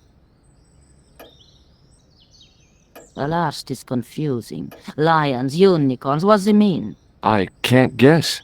Salient points seem to be a hiding place and a deep well. In no sense is the mausoleum a well, Senor Stobart. Is there a well in the grounds? I do not know. I suppose that there must have been once upon a time. Lopez is the man to ask about anything pertaining to the estate. I'll just have another look around. Very well.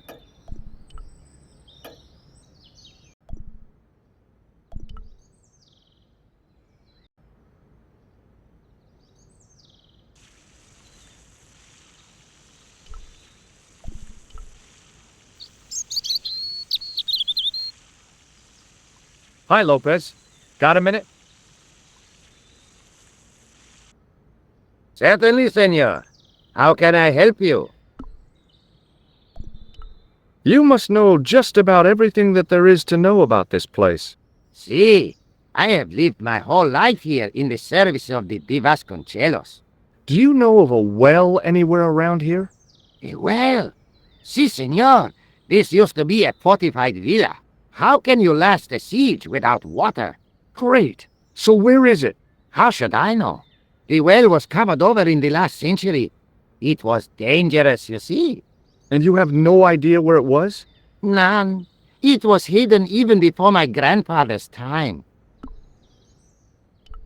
Well, you must have a vague idea of where the well is.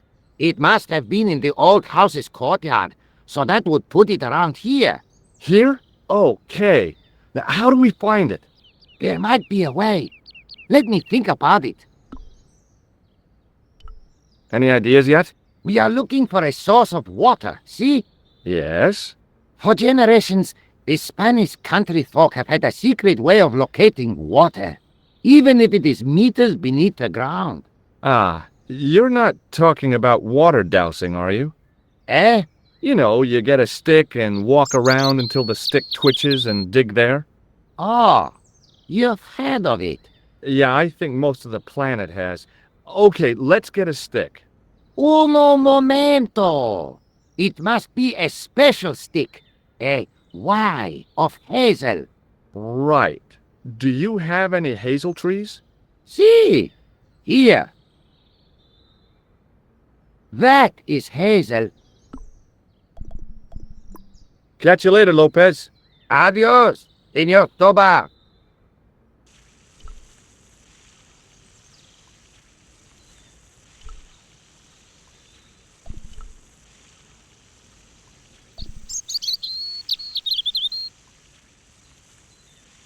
I went over to find a suitable stick. Aha!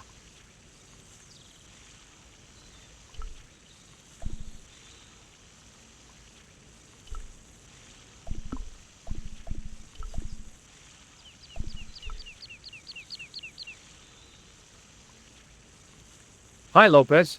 Got a minute? Certainly, senor. How can I help you? Well, I got my divining rod. Now what? Simplicity itself, senor. Hold the wand at the upper ends of the Y.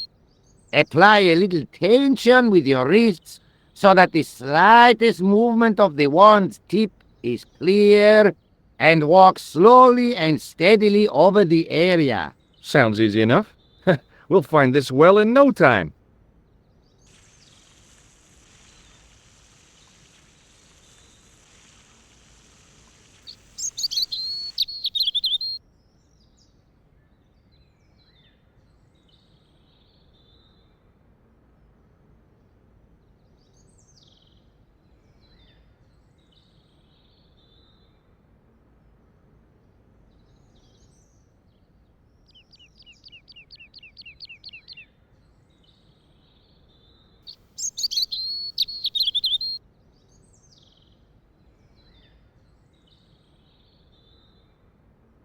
Senor Stobart, you've found something. This is it. This is where we find the secret of the Templars. Hidden here for hundreds of years. Lost from the sight of man until now. The mystery is revealed. It's a tin can. I've been walking up and down with a twig in my hands, looking for a tin can. It had water in it. That's what the dowsing stick must have detected. I'd have to check with an archaeologist, but I don't think the Templars left that. In truth, Senor Stobart, the loan was laid many, many years ago. This can could date back to the Napoleonic Wars. Get rid of it and I'll try it again. Lopez threw the can away. It seemed to fall an awfully long way.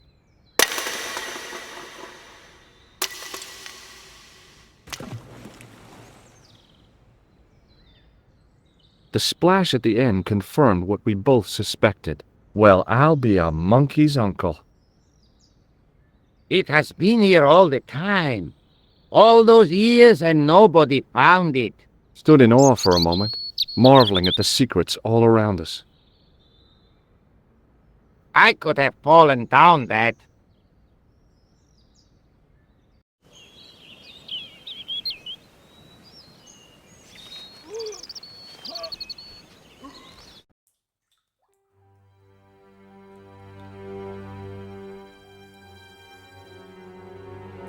The well had been lost for decades at least. The air was cool after the noon sun, but that's not what gave me goosebumps. I have a really, really bad feeling about this.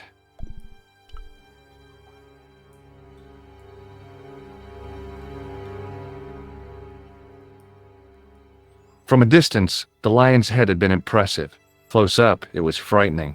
Hey, one of the fangs is a separate piece.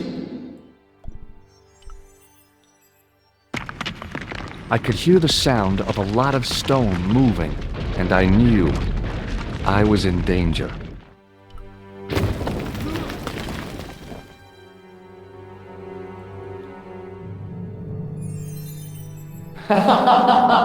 Oh, very funny, you psychos! Senor Tobar! Senor Tobar! Are you all right? It's okay, Lopez, I'm fine! Hey, don't go me a cara! You gave me a scare! Nice try, Templars.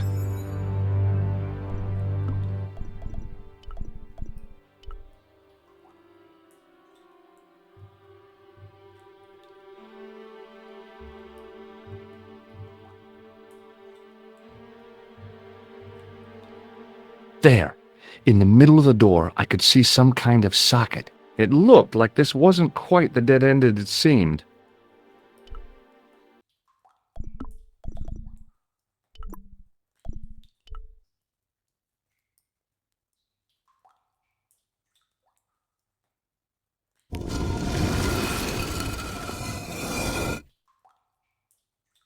Open sesame! Another secret door!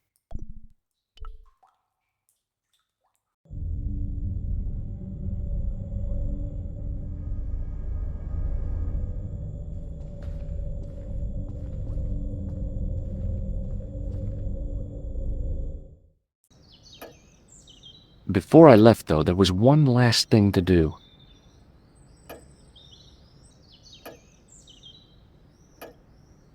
You won't be needing that replacement piece anymore, Countess.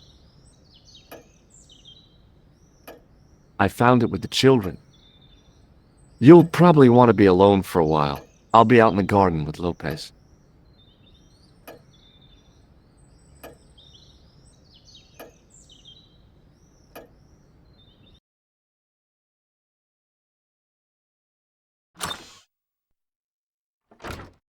George, welcome back.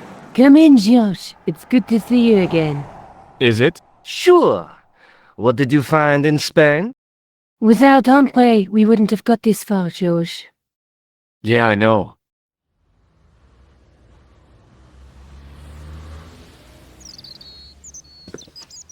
The clues led to an underground chamber at the bottom of a well. The Templars had left a tapestry showing a chessboard. The white pieces were vastly outnumbered. There was a stream running across the board, and a Templar knight on a horse.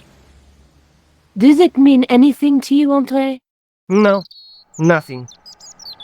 Maybe we should tell Andre what else you found, George. There's a map and a Latin inscription to the west at the edge of the world. George found that in a cave in Syria. Yeah, where the assassin almost killed me. Then we have got the burning of Jacques de Molay and the date, 1314. From the window of the church in Montfaucon Square, one of the few places where nobody tried to kill me. Then we have the image of a church that George found at the excavation.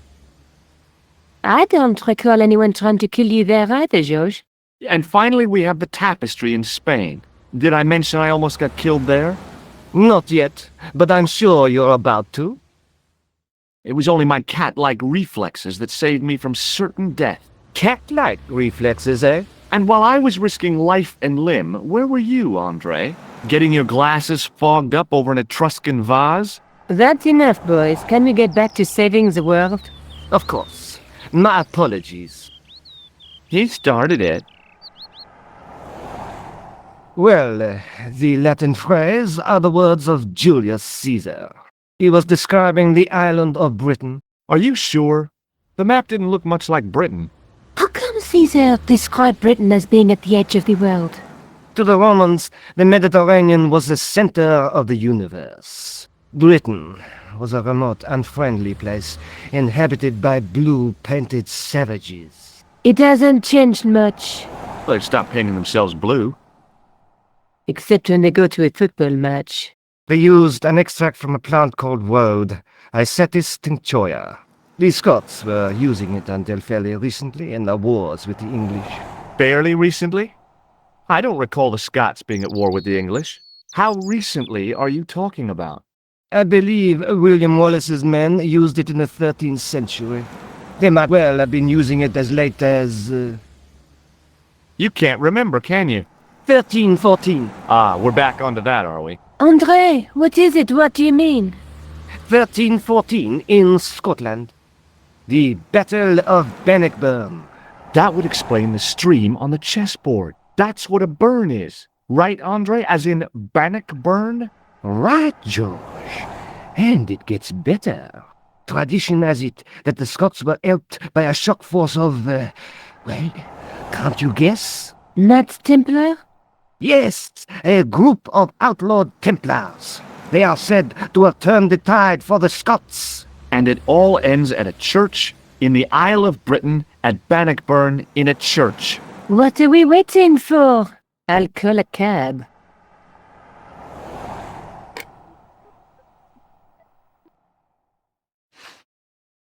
I can't go.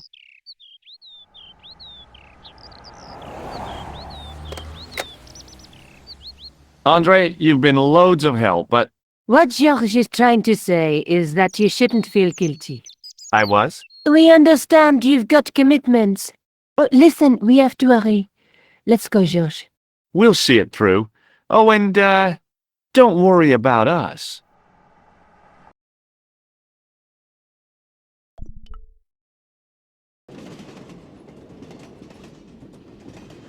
It must be done. Oh, I guess so. And we must be nearly there. Somewhere, out there in the dark, is Scotland. We've come a long way together to get here. Yeah.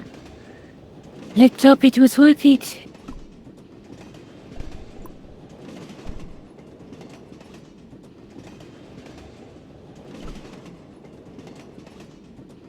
Where are you going, Josh?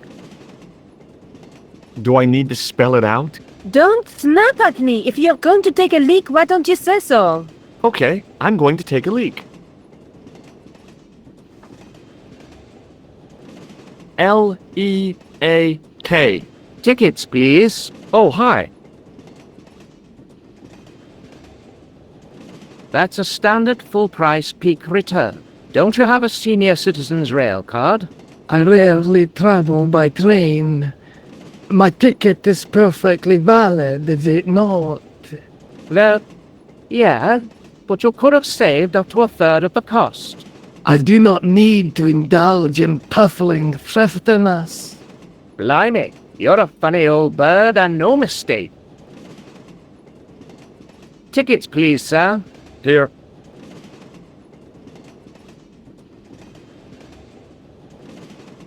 Off to Stirling, eh? Yes, we are. Well, I hope you won't be disappointed. It's a miserable place this time of year.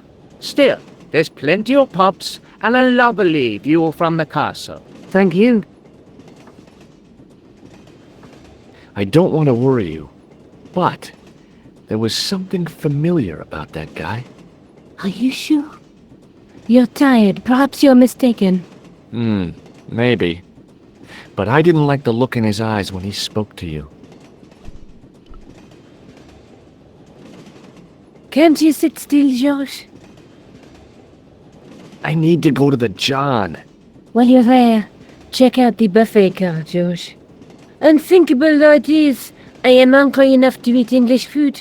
Okay.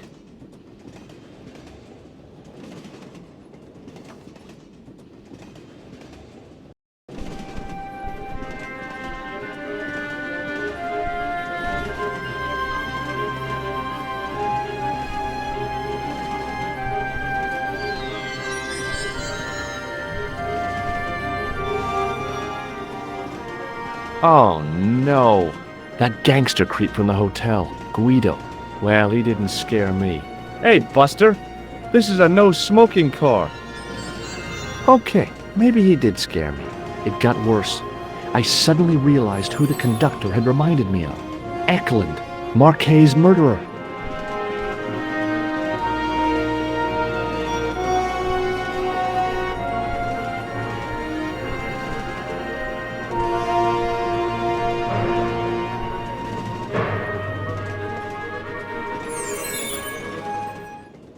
I should have known better than to leave Nico and the old lady alone. Suddenly, the Sword of Baphomet took second place to finding the girl I loved.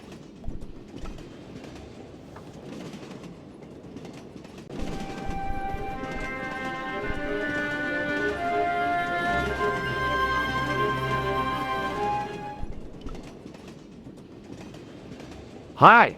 Having a party? No, this is breakfast. Come on, join us, Mum. We're Basha, wake up, Mum. With company. His breath was like the outlet from a chemical factory. Choose my mate, he's taking a nap. Sleeping like a bobby. I'll wake him up when we get to Newcastle. We passed through Newcastle half an hour ago. And I never noticed. Did you see what happened to the young woman in the next compartment? No, Paul, I didn't. Have you lost her, like? She's disappeared. The old lady, too. I think they're in trouble. Oh, yeah, man, an old lady, too. Yeah.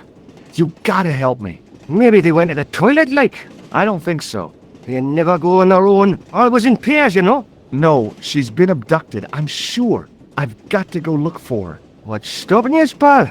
The conductor. He's not what he seems. You want to avoid him, like? That's about it, yeah. No problem. See you later.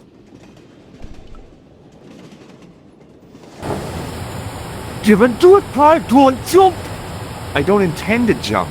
I'm going to climb on top of the train. You're kidding, aren't you? Just watch me.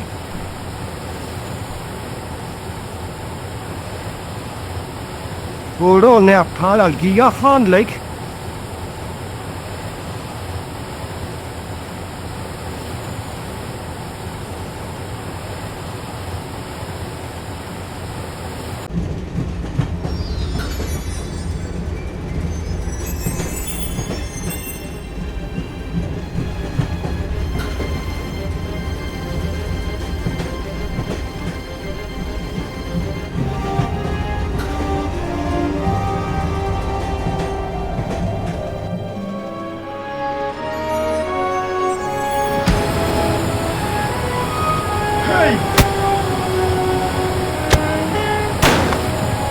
I always wanted to stop a train, and now was my chance.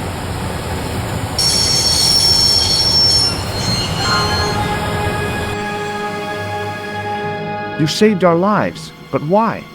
We were always on the same side, Stobart. Different causes, but a common enemy. The Knights Templar? Don't call them that. The real Templars were a noble foe. These barbarians have no right to that name. These men are no better than dogs. What are the Neo-Templars after? What is the Sword of Baphomet? Not what you think, my friend. It is a weapon, yes, but one which our enemies will find difficult to wield. A double-edged sword. A power older than Dimolay, older than Solomon. We'll stop them. You and me together. And Nico. No, George. My journey ends soon at the Garden of Paradise. You're talking in riddles. Can't you tell me straight what they're after? The sword symbolizes a colossal energy caused by the alignment of the Earth's natural power fields, which are focused at St. Ninian's. The energy endowed the Templars with the power which made them great, a power which made them charismatic to such an extent they could control the will of all around them. How did you escape from the Bull's Head? It is a long walk from the cliff of the Bull to the village, Stobart. Fortunately, I know the ways of the wilderness. Also, I have a sister who keeps a garage just around the corner. Maybe not. May Allah guide you to our enemies. Thanks. One last thing. What? What is it? He's dead.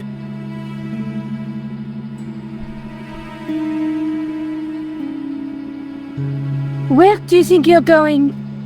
Don't worry. I hadn't forgotten about you. And tell me this instant, your Stobart. I will. When I'm ready.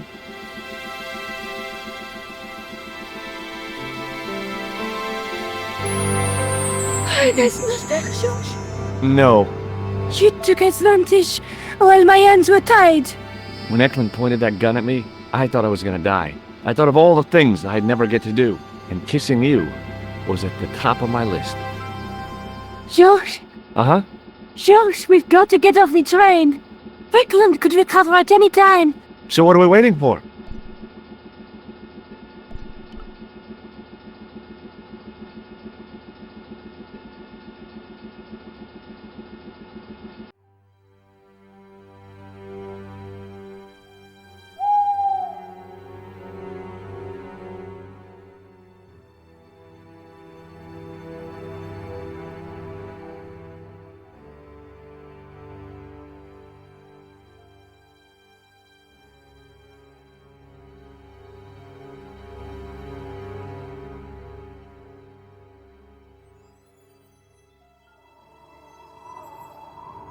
I'd feel happier if we had a gun or something. Khan gave me something.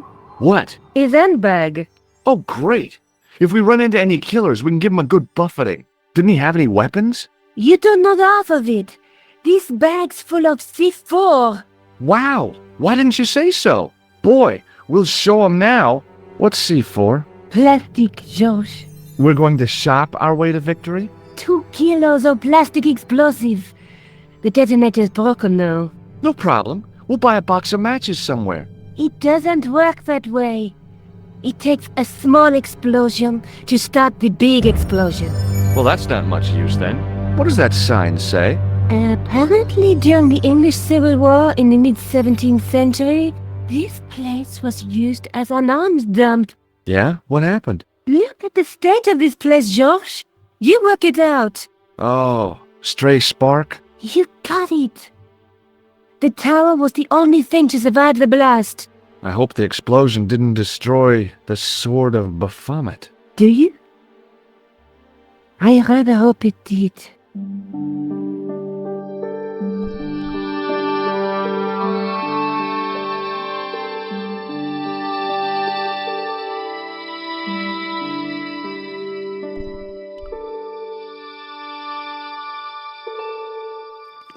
I scrabbled around in the rubble and found an old clay pipe with a broken stem. Under one of the stones, I found a metal coin which was green with age. It was caked with soil, but what I'd found was a small cog and spindle. The handle turned easily, and the larger wheel began to revolve. Damn! Then the handle came off in my hand. Now that the handle was gone, it was easy to remove the cog and spindle.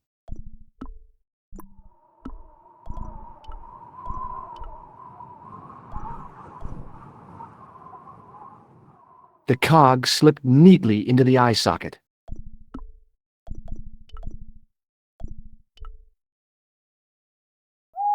With a rasp of metal on stone, I eased the second eye into place.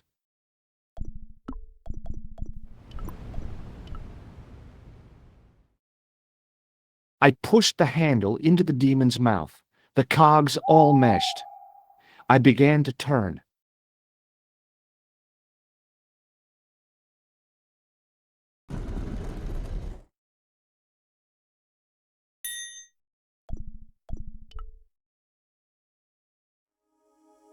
As soon as I saw the flickering torches, I realized the bogus Templars had beaten us to the sword. But where were they now? And why was it so quiet?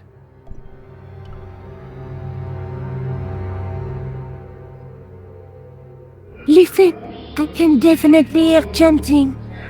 You're right. I hear it too. What do you suppose they're doing? It wouldn't surprise me if they were holding some kind of satanic sex ritual. So, what are we waiting for? Shh!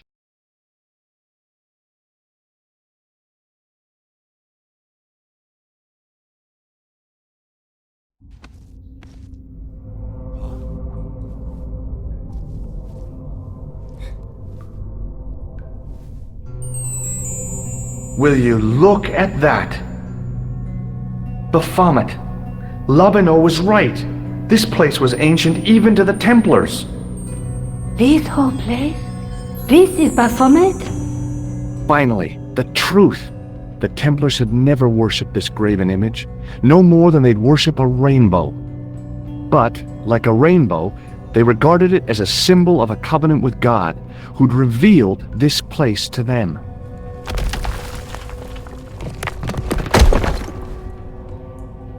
Rosso! Why, the double-dealing treacherous? On the contrary, Inspector Rosso has been the model of obedience, an important quality in a true Templar. Now be quiet and watch if you wish to live much longer.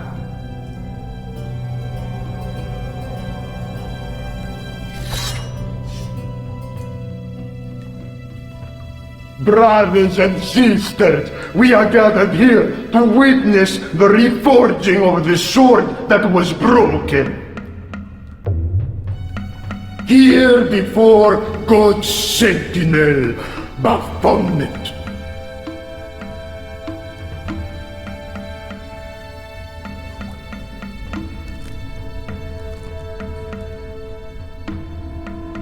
Grand Master and Knight of Baphomet, we salute and pledge our obedience to you. I salute you, gatekeeper of the temple.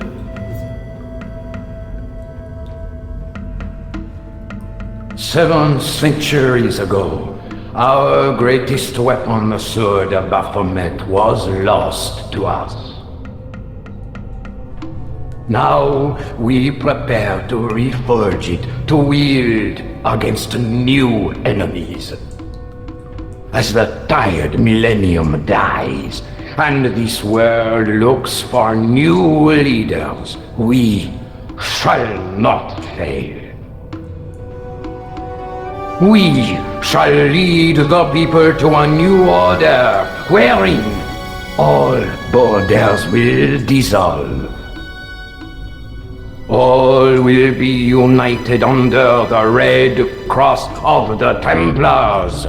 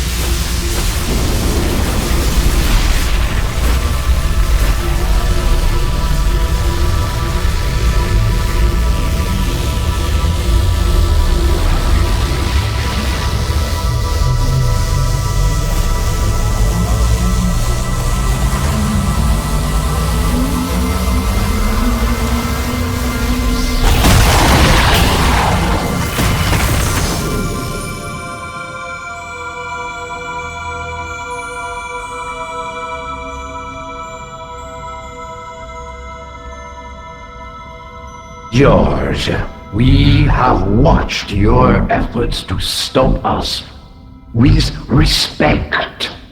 But surely you realize that you have been misled by our enemies. Both of us want a better world. Fortunately, no harm has been done. We need determined, resourceful men like you. Join us, George. Join us in true brotherhood. Yeah. True. Wait. Brothers? What about Marquet? What about Pegram and Klausner? You didn't look on them as brothers, only as failures. 3 men dead, and you don't give a damn! George, you know that sacrifices are necessary. Every great undertaking. Join you? I'll see you in hell first. Oh, George. I had great hopes for you. C'est la guerre et don't kill him.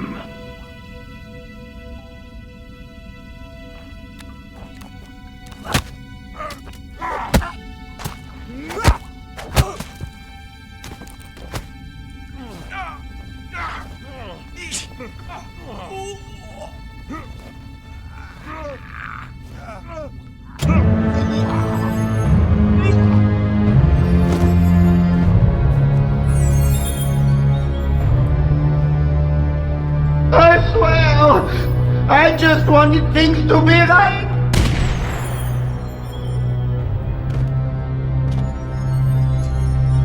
Take them. Kill them. They will not escape.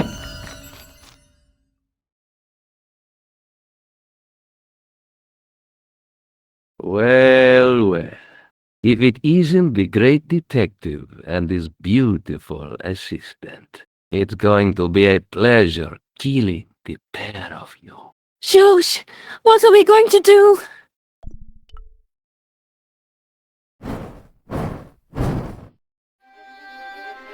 Come on, Nico. We're leaving. You fools!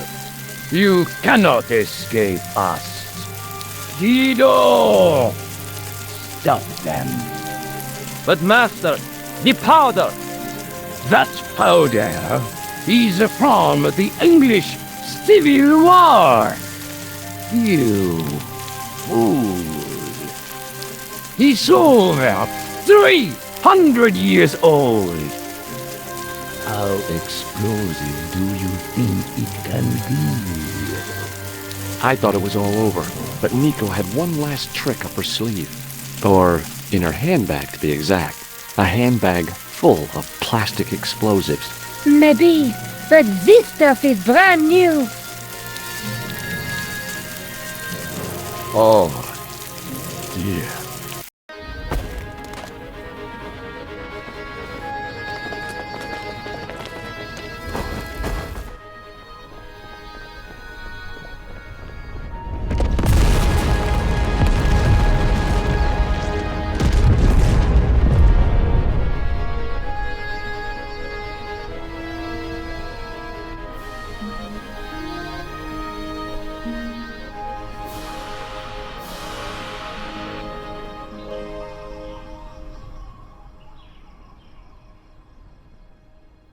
You know, you'll never be able to write your story now.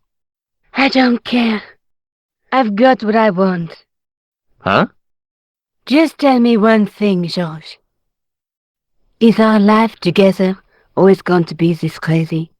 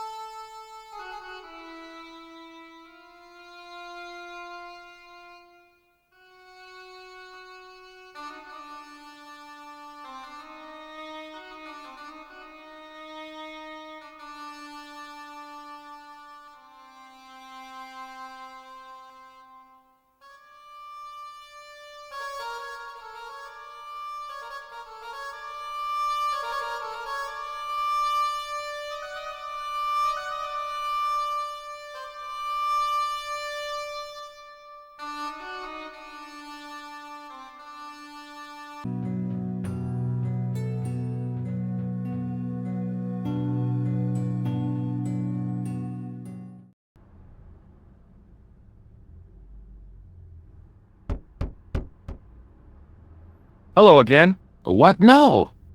Do you know anything about medieval manuscripts? No more than you, I'll bet. Does this gem mean anything to you? Aha! Is it real? It must be worth a small fortune. You stole it, I suppose. I'm not a crook. Excuse me. Yes, sir? I've got a toilet chain from a bar in Syria. No kidding. A toilet chain? From Syria? You sad man.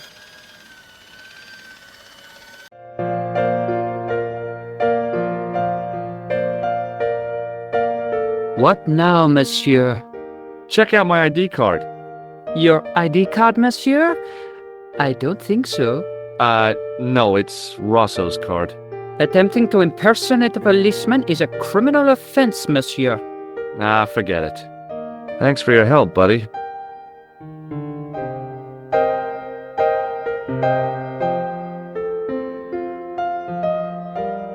Hi, ma'am. Hello, George. What can I do for you now? Does the name on this card mean anything to you? Augustin Rosso? No, dear, nothing. It conjures up the image of a Gaulois-smoking, absinthe-drinking French policeman. I'm sure the real Inspector Rosso is nowhere near so romantic. I think you'd be surprised.